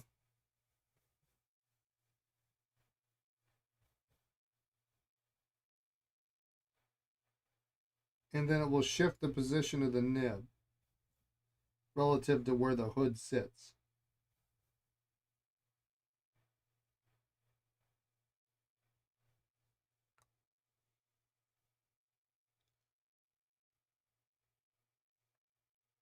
Especially when it comes like in this point where it's starting to come around the side, it might grab it and then push it clockwise around the. You'll line it up and then you'll screw it on. You go, well, why is my nib over here? It was perfectly aligned before.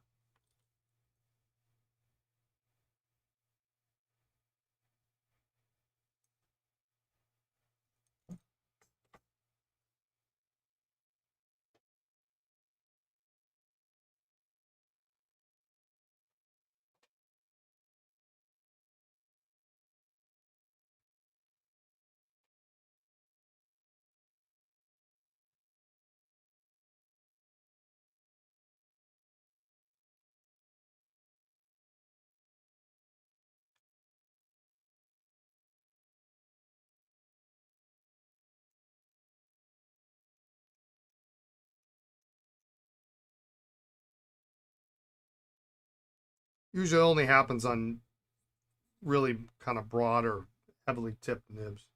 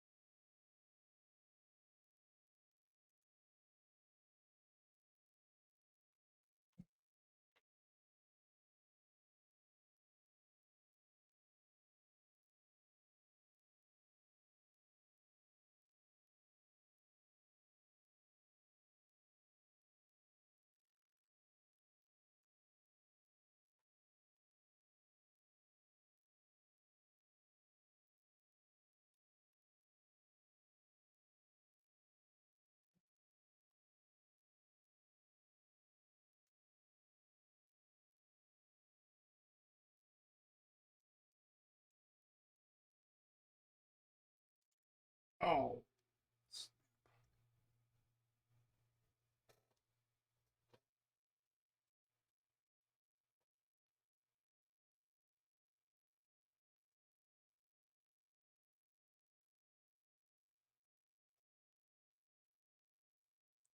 decided to dip that collector in the my water,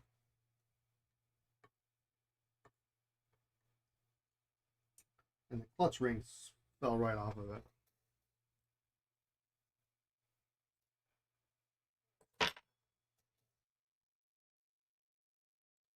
Going fishing.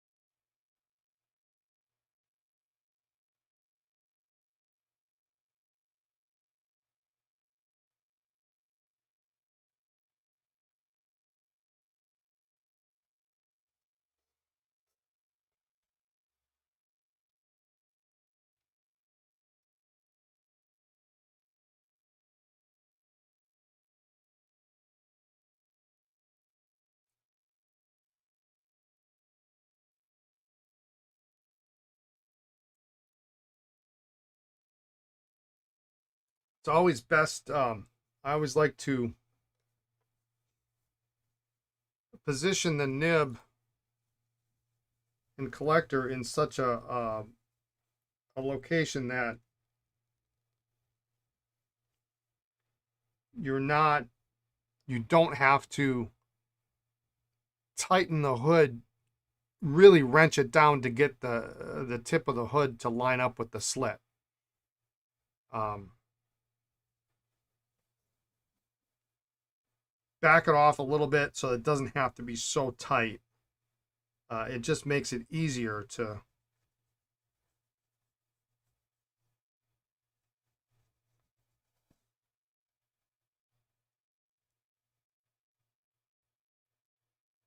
line it up.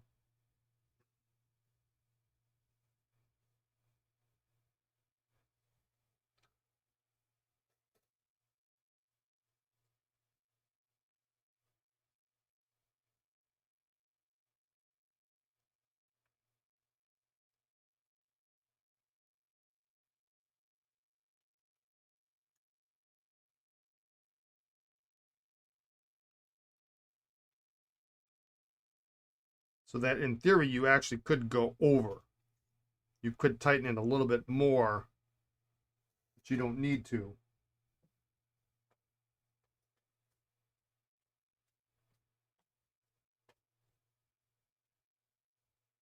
Just gives you a little more control in your positioning.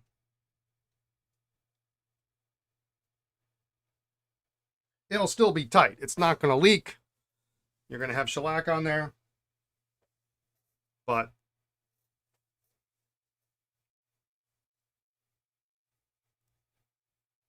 just makes it easier.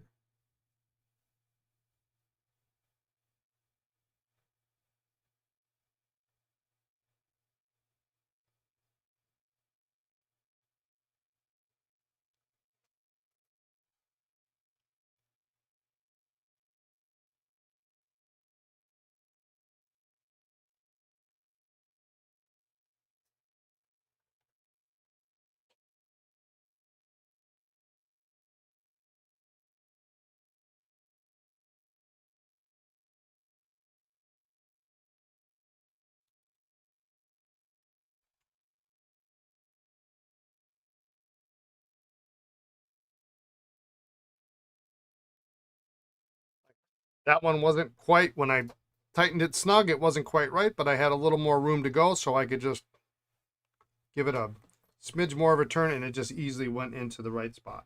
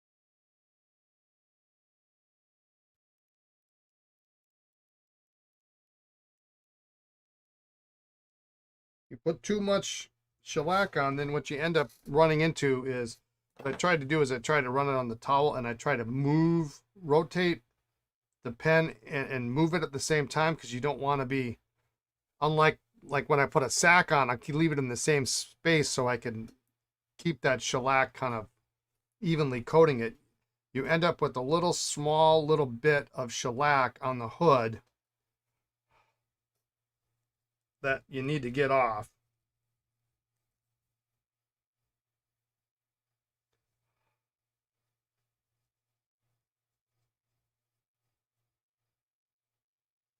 And it dries like almost instantly.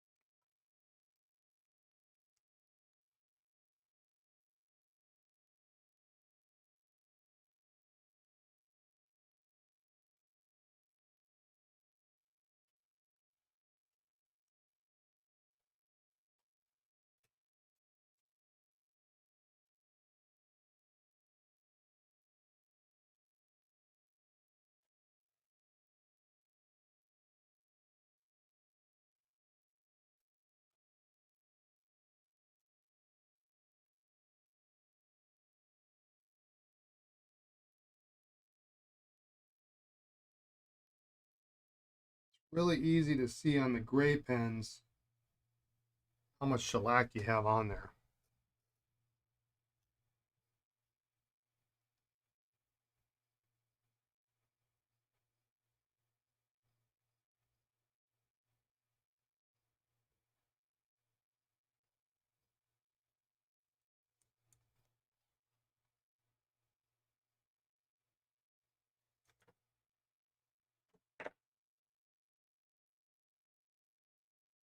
There was no run over on that one. It was perfect.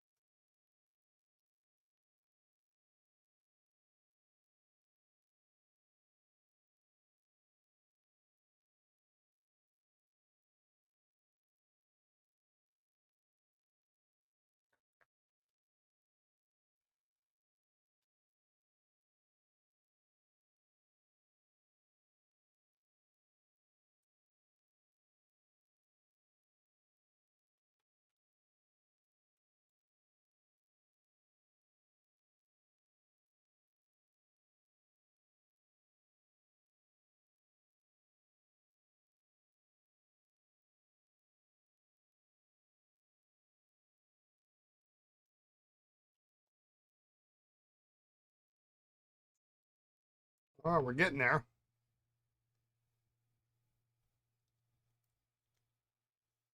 2 hours later.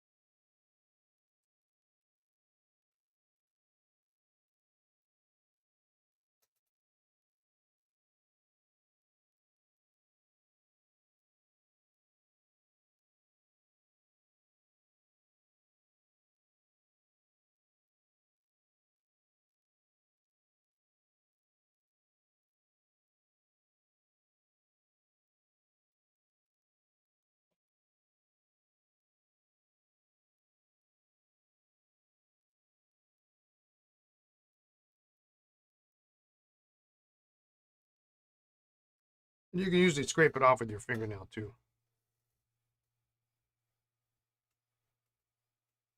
All right, so that's done. We're going to check the caps real quick, and then we're just going to do a really, really light polish on the barrel because there's some schmutz on there from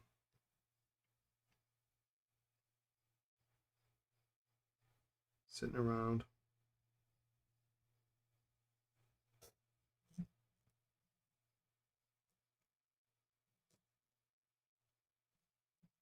We have to fix this cap here pretty soon. It's getting kind of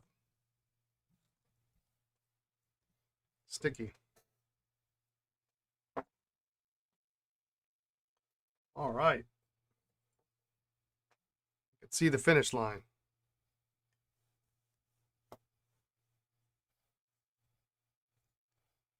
I don't know. Maybe I did do the caps.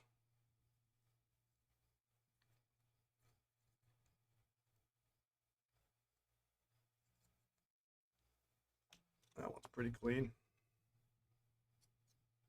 Nope.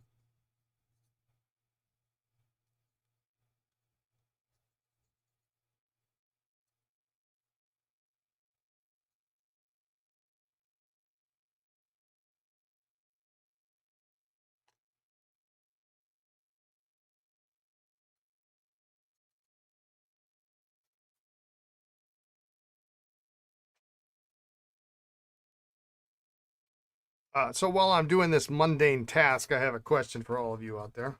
A non-pen related question, because surely there is somebody out there who can help me. I am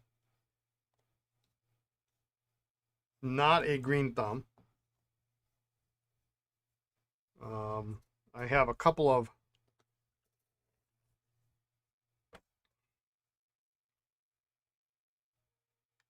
pots that I would like to put some flowers in or some plants. About medium size, nothing huge. We've got some, what do we have? We have 2 pots of daisies. We have 2 pots of lavender. And then we have 2 pots of some other, what I call daisy-ish, daisy adjacent looking plants. What do you all like for plants, whether it be a house plant or something that you can enjoy outside? Now, keep in mind, I've got cats, so, you know, I might enjoy them outside, and you know, if they're perennials, all the better. But if anybody's got any interesting recommendations, make sure it adheres to drainage holes. Yeah, yeah. Yeah, we got some rocks and stuff in there.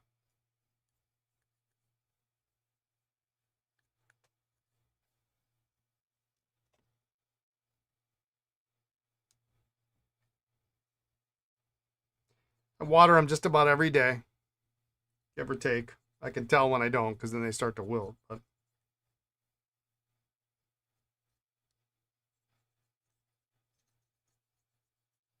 ceramic and terracotta are good outside. Yeah, okay. I think that's what we have. You'll grow basil, flat leaf, parsley, rosemary, green onions, and thyme. Nothing is, oh, all stuff that you can eat.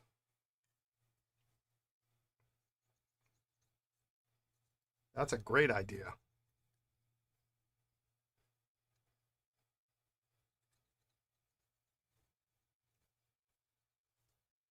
The top of the refrigerator may save the plants, but I would keep them outside. Yeah, you know, with cats, I don't know what is. There's such a long list of plants that are, you know, could kill your cats. And I'm like,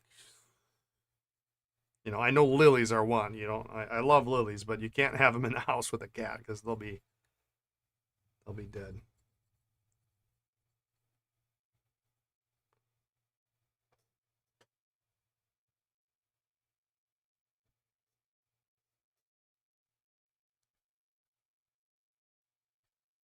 But Lisa's always wanted lavender, so we got her. I got her lavender this year for her birthday. We actually have quite a number of houses in our neighborhood that have lavender growing out by, by the mailbox and stuff like that. So I have faith that if I leave them outside, they will come back next year. Your parents take this kind of seriously. They have computer controlled lights and watering for their plants to overwinter them in the basement. I can ask them for suggestions.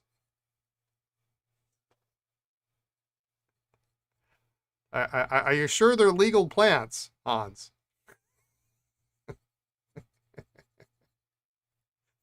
That's what it sounds like to me.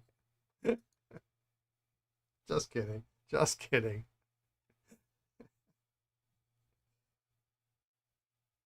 I don't know. Is it legal in Ohio? I don't know.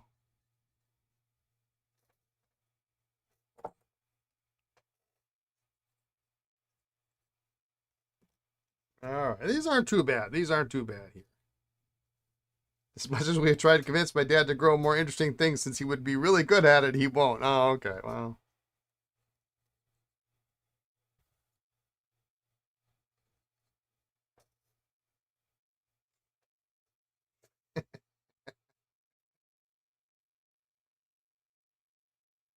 I remember my plant growing days in college. That's all I'm gonna say.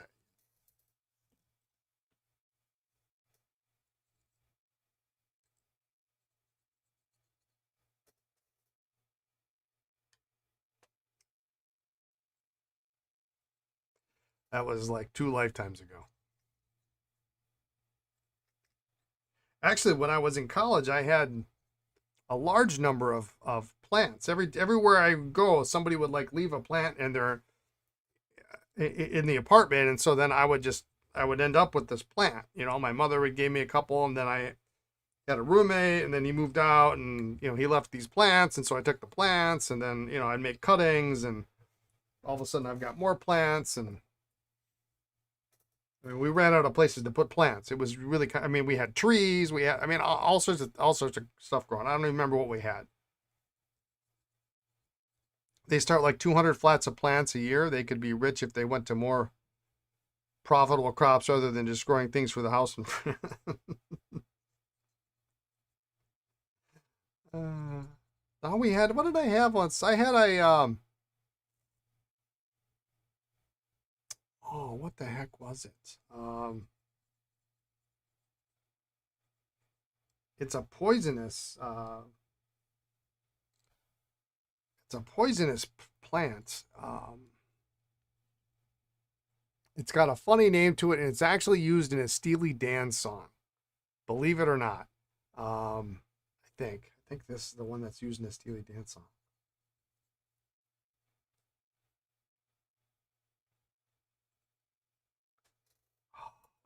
But it was a big tree, and it flowered, and it had like white flowers one year, and another year it was like yellow flowers.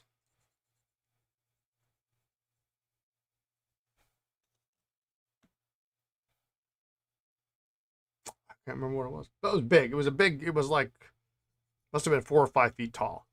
Just this huge, huge thing. Magnolia? No, it wasn't a magnolia. It was.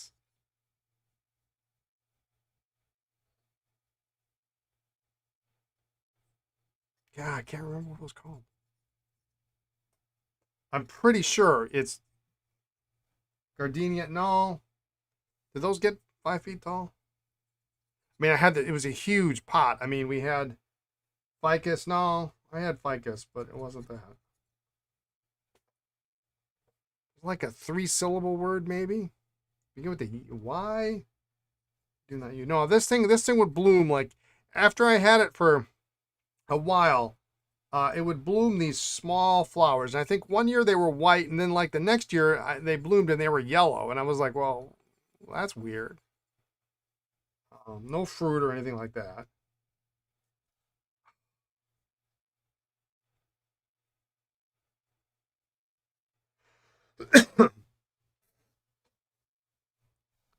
You knew someone who grew a pineapple as a house plant. It actually produced fruit. Yeah, I had. Oh yeah, no, that's not it. One of my first roommates, um, who we're still in contact. They're still in friends. In fact, I just saw him not too long ago. Um, when we got our first apartment, he had He had an orange tree, and it would produce these little tiny oranges. And he's like, yeah, don't, when they, and after like 4 or 5 years, 5, 6 years, whatever, it finally produced fruit, and it was like nasty. It was just really, really tart or something.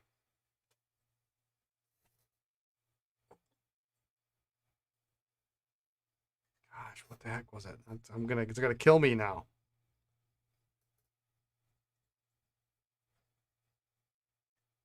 So I'm gonna do a Google search for Steely Dan songs with houseplant names. I'm sure of it. It's one of those things where you go, did they actually use that? Yeah, it was. Yeah, they were really bitter oranges. Like, and he made the mistake of eating one once, and that was the last time he did that.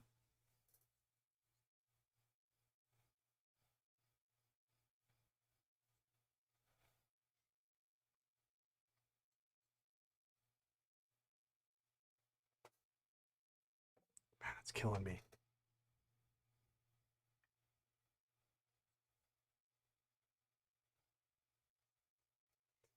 I know we're almost done with these stupid 51s. I got to do a search.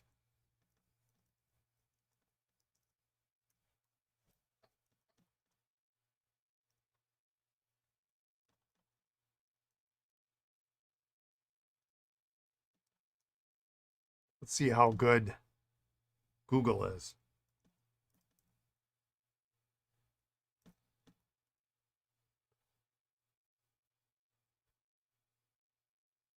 No, it's not Greenflower Street.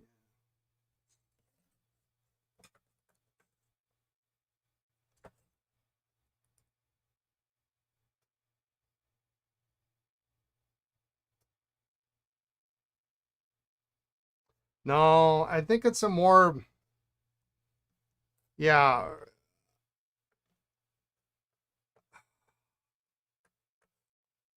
this is the craziest tangent ever, right? It's a more recent.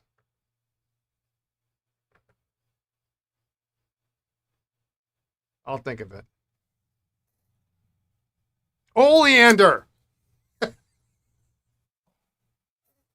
All right, it was 4 syllables. It did not begin with the Y, but it was 4 cylinders. It was oleander. I think. Don't they have a song? I think they have a song that has oleander in it. It's oleander. Yes. Hans wins again. I'm gonna sleep so much better now, right? You get that stuck in your head, like, what is that thing?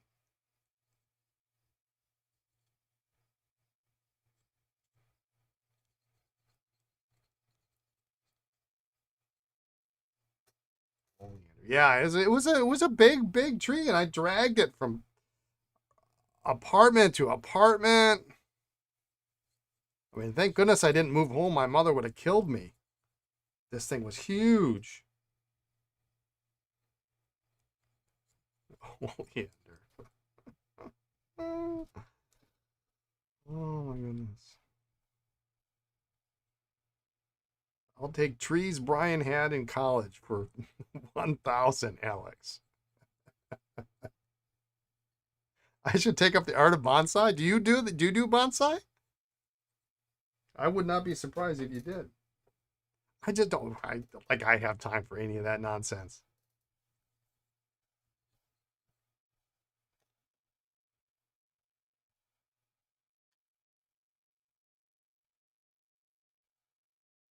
I need to retire, do all the things that I want to do.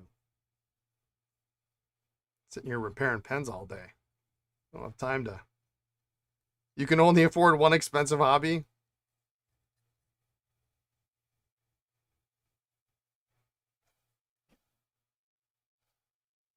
Yeah, I hear you.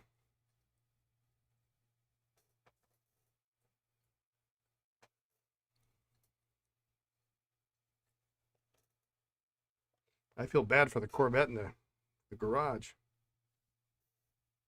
Poor guy just sits there. All right, we're gonna do a quick little polish up on these. And we are done.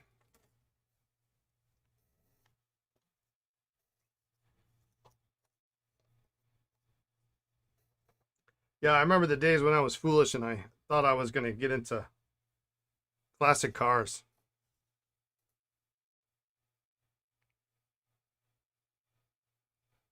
Storing them, and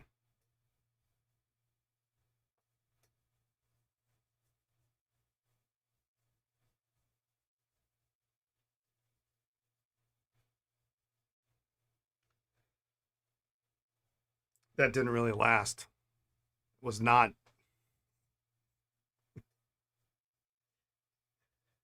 was not a really good idea for a college kid to have two classic cars in his daily driver. But there were a couple of us, a couple of friends of mine and I. We each had a classic Mustang in addition to our daily driver, and well, my buddy's got like he had I don't know how many he has. I lost count. I mean, 10, 12, 15. You almost bought an old Camaro in college to fix up? Cool.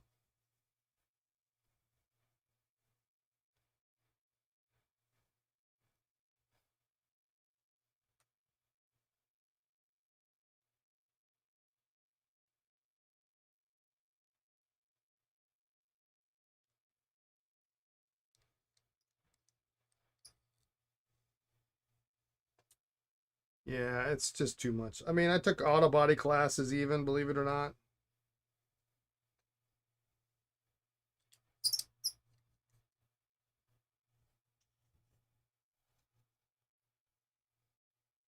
The seller blew up the transmission before you could pay him. You know, I kind of call that dodging a bullet.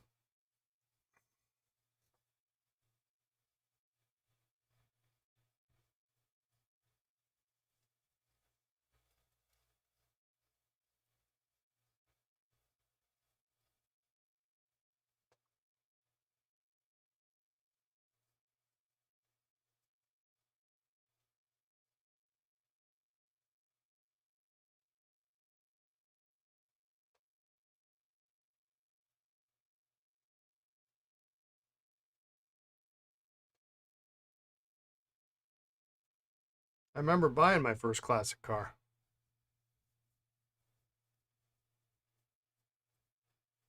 It was the coolest experience ever.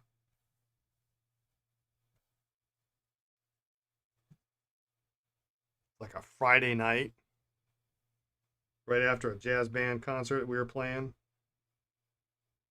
Guy met me at the university. I gave him a big check. Well, it wasn't a big check at the time. I gave him a check.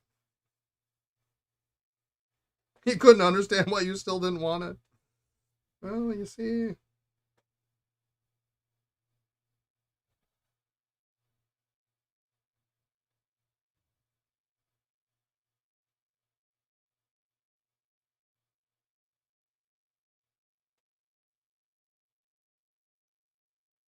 makes you wonder how he treated the rest of the car.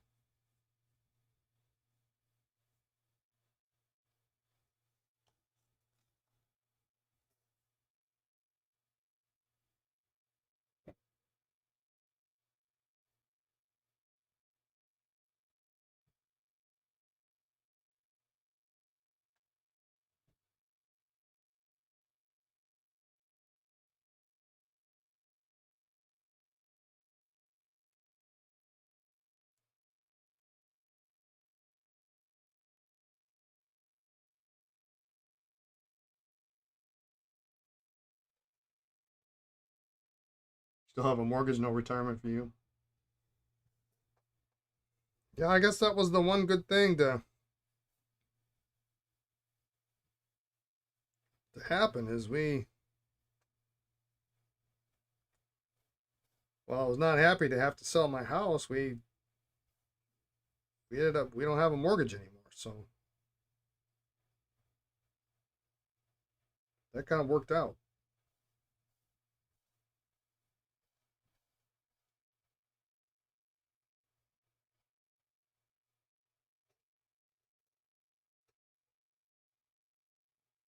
The price reflected your opinion of him as a caretaker. Yeah.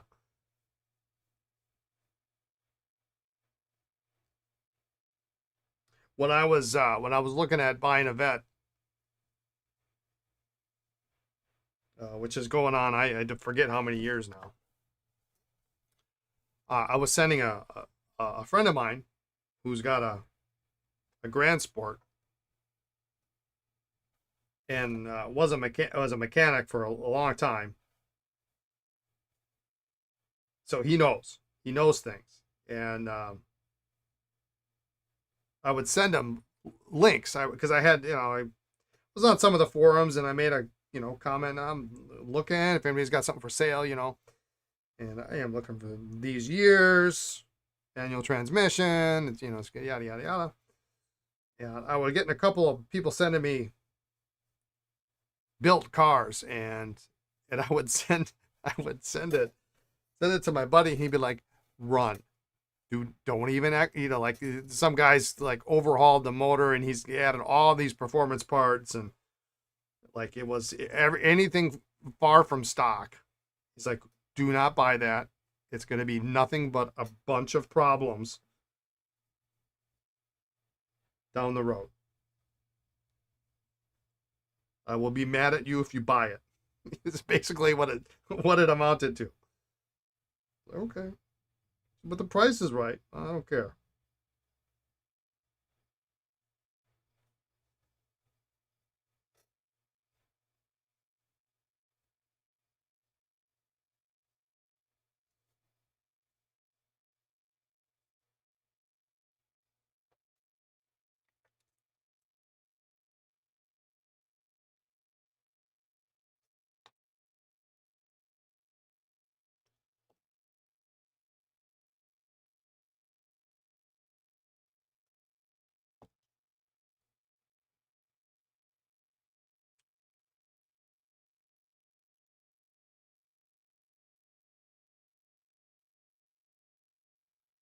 All right.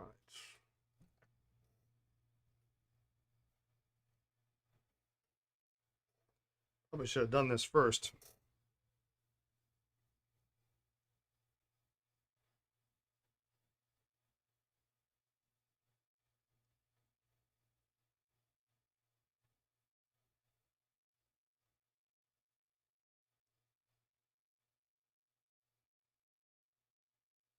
They're pretty clean, but you get stuff on your hands, and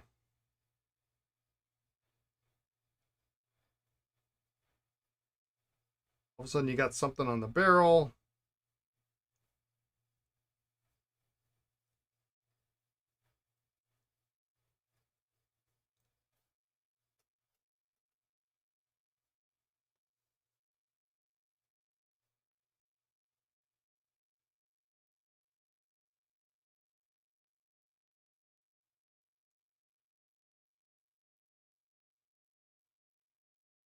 I really should be more into 51s. They polish up so nicely. They're just such a beautiful. I mean, that is just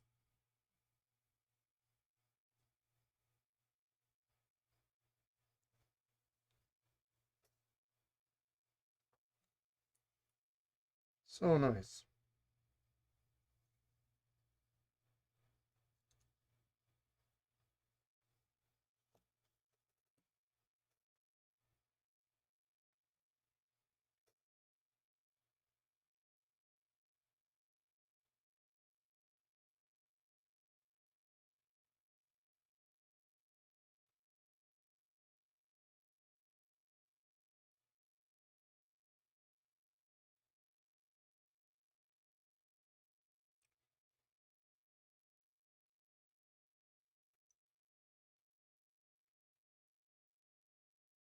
And this is just microgloss 5. It's just really a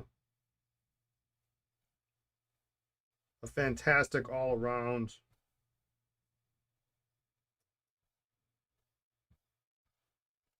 polish.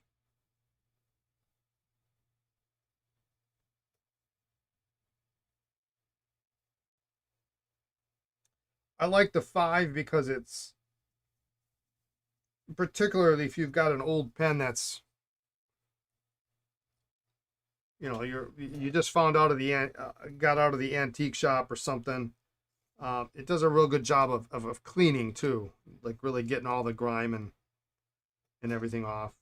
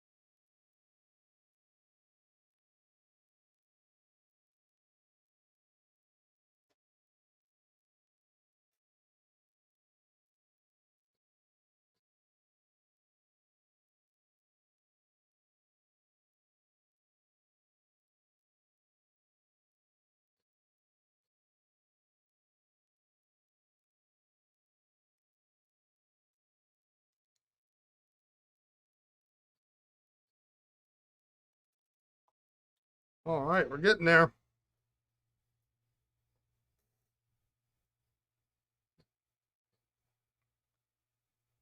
I like doing pens in batches, but when you get 10 of them and you know, it's like there's 4 more steps. Well, it's 4 times 10, it's 40. Sometimes it gets a little overwhelming.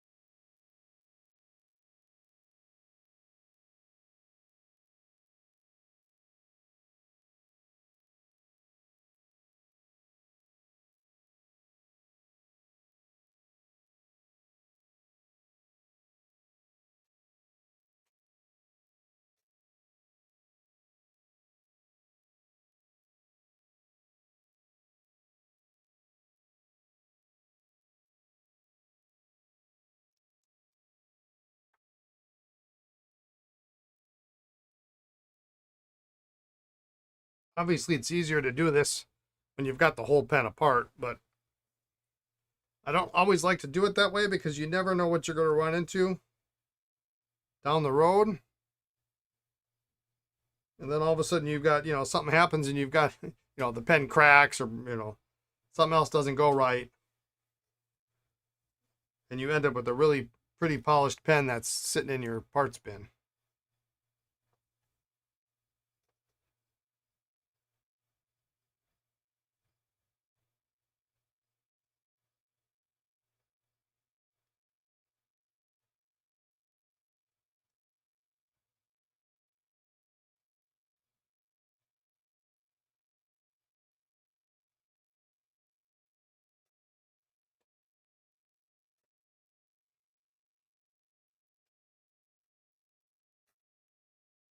Did not think this was going to take all day, but we are done now.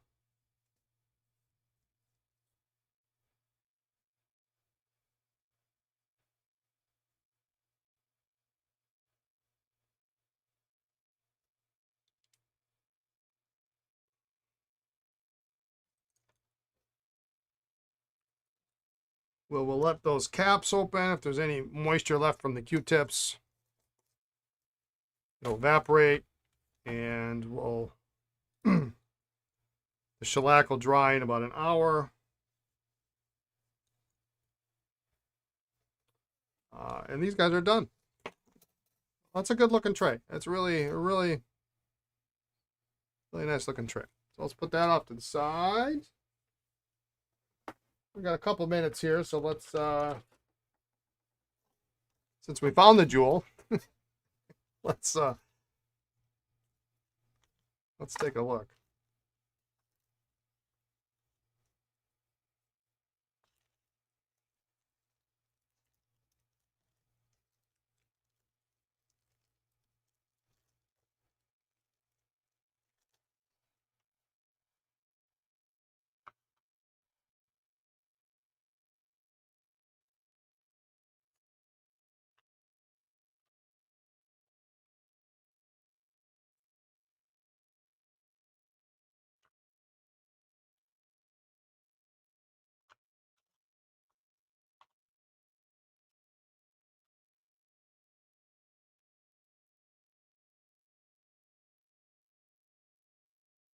So this is the cracked blind cap, it looks like.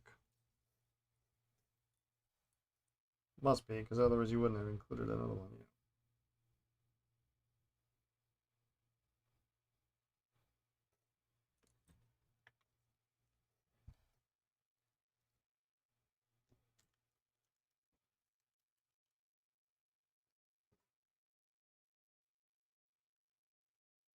yet. Okay.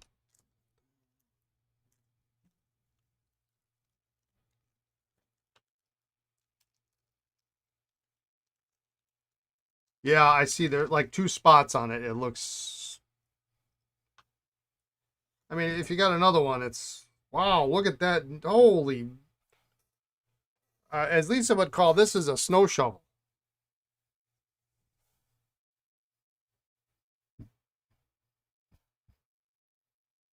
Look at that thing.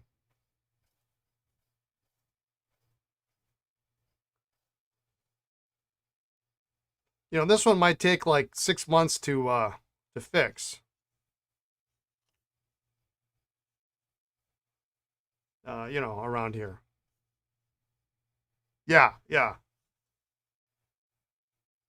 Yeah, cap looks good. All right, so you know what? I don't have any faith that this is really gonna just come off, so let's just let's, where did I put it? There it is.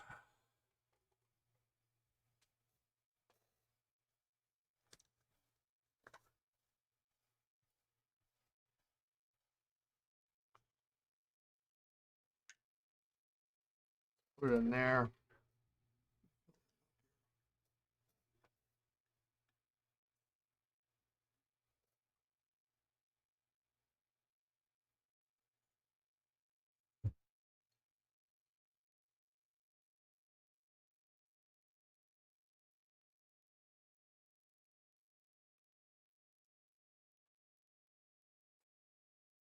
Since we're not gonna,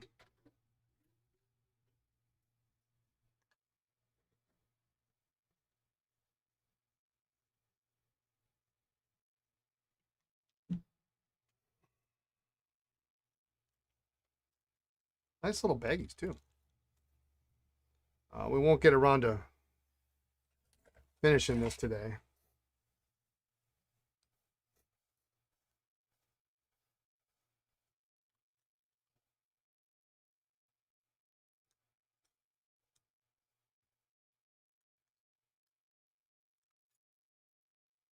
Oh, I was like, that screwdriver's not right.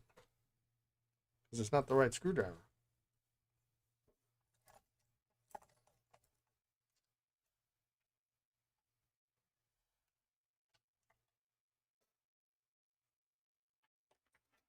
That's really short.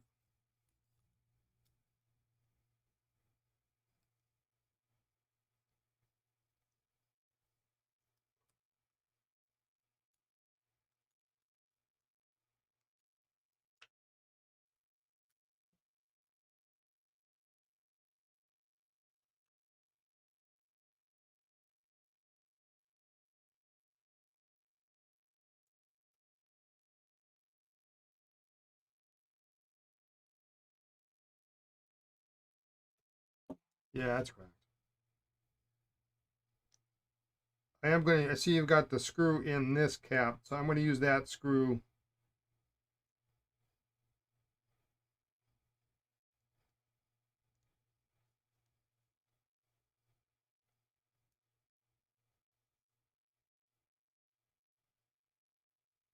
In there.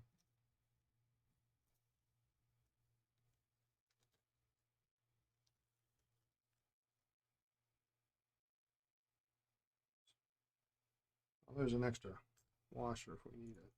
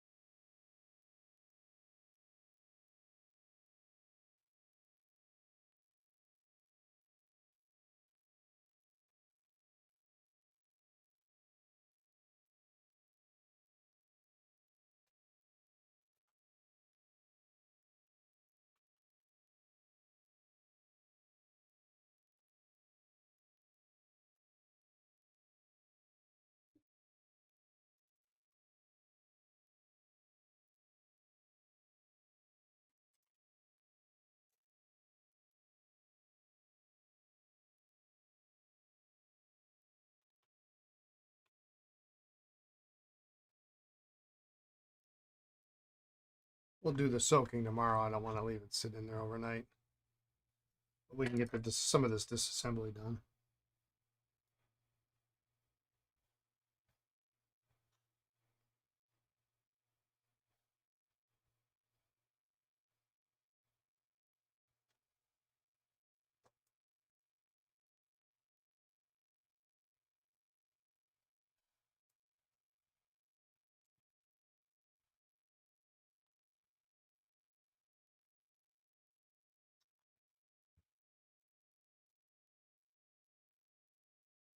Huh?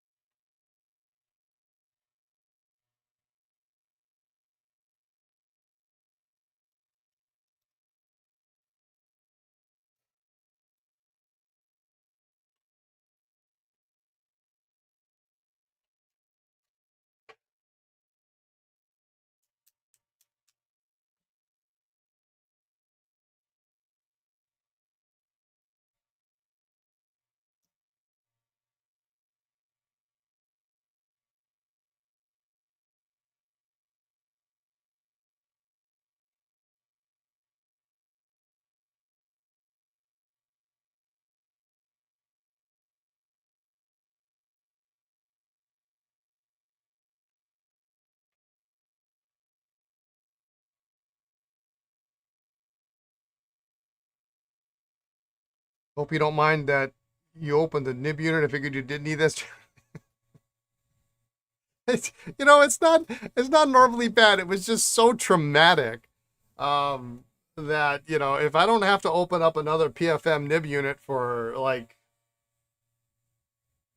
another 6 months, I'll probably be okay. And then after that, I'll have forgotten how traumatic it was and I'll be okay. But,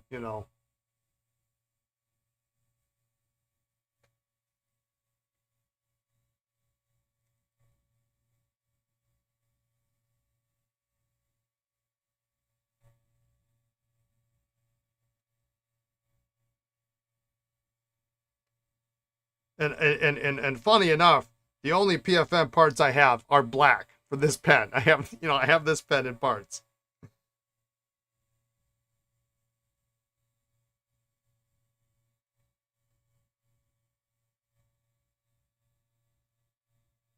All right.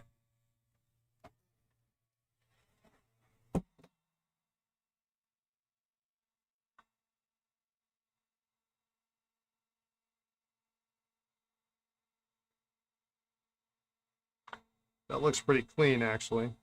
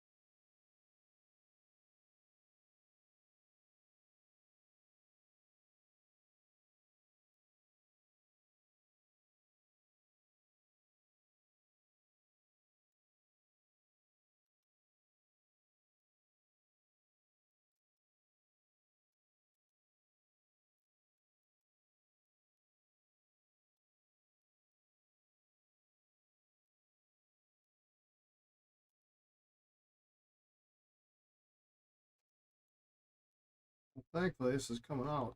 There we go.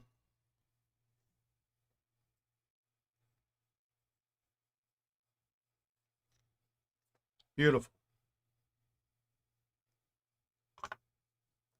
We'll soak that tomorrow. I could do it now, but I'm going to clean out my ultrasonic.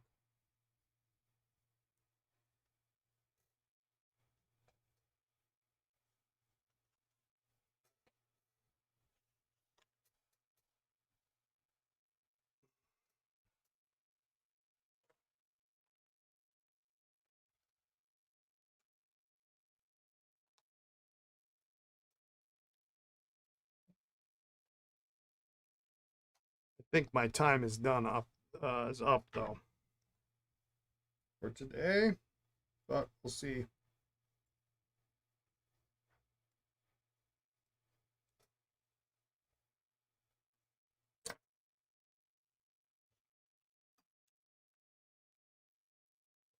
Just give this a little bit of a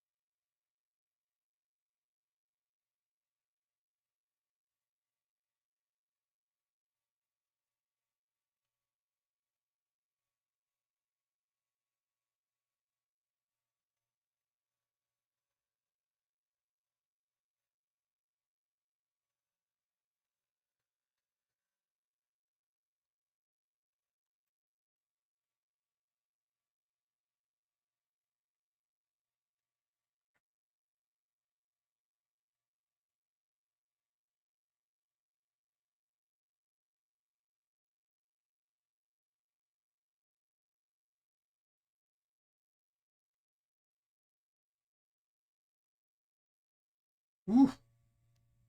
Nice.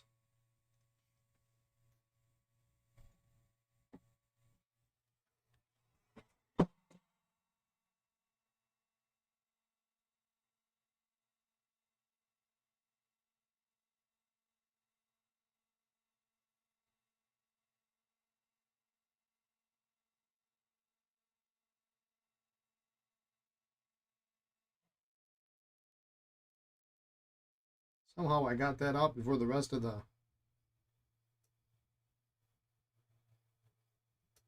There's the rest of the sack, diaphragm.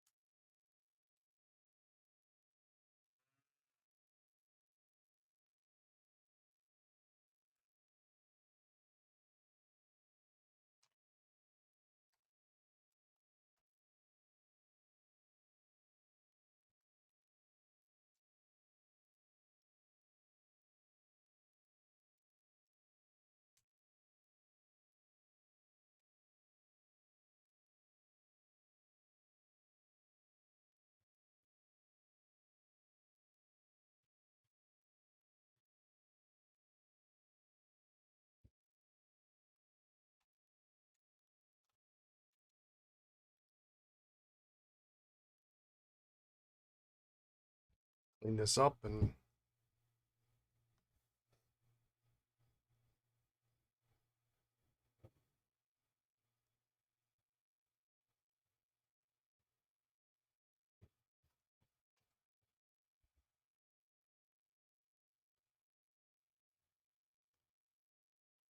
Why I always wear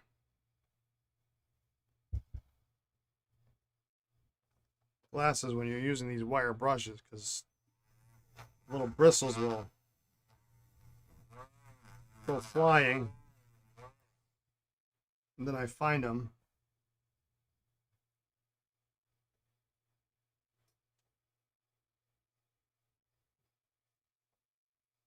Sorry, it's gonna annoy me. I gotta take that out.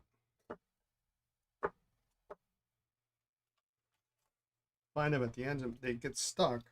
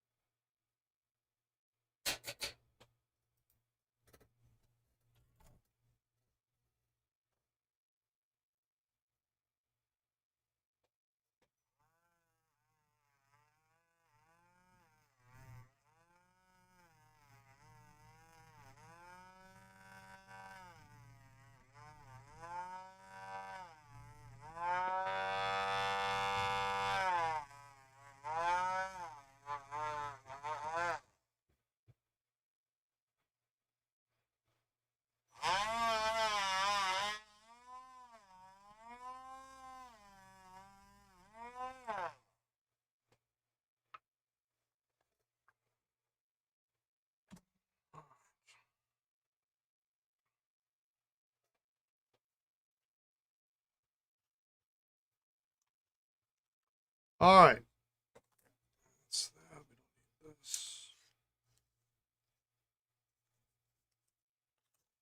Well, that's where we're gonna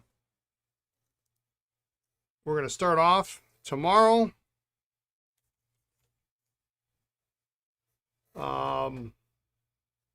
O-ring gasket, we'll soak these, clean this up. This should go together real quick. The vac should go to, this is going to be like a little bit, oh, then we got to take that out. This will go together real quick. But then we've got this soaking here for a little bit. So we'll see if that comes apart. Hopefully, fingers crossed. If it does, we're good. If not, we'll sit and swear at it for a little bit. But Yeah, you're welcome. You're welcome. We'll figure it out. I know you sent an extra pen along, so we'll figure out what the damages are, because I owe you money on the one pen, and which I think I'll send you money tonight. Well, we'll talk about it later. But anyway. All right, I'm going to get going because Lisa's going to be over here in a minute and want to go home. I know she's got an appointment later on tonight, so we're going to need to get home and get eaten. So thank you so much for watching. I hope you all have a great evening, a great morning, great afternoon, wherever you are in the world. Be kind, be well, and we'll catch you tomorrow. All right, take care. Bye.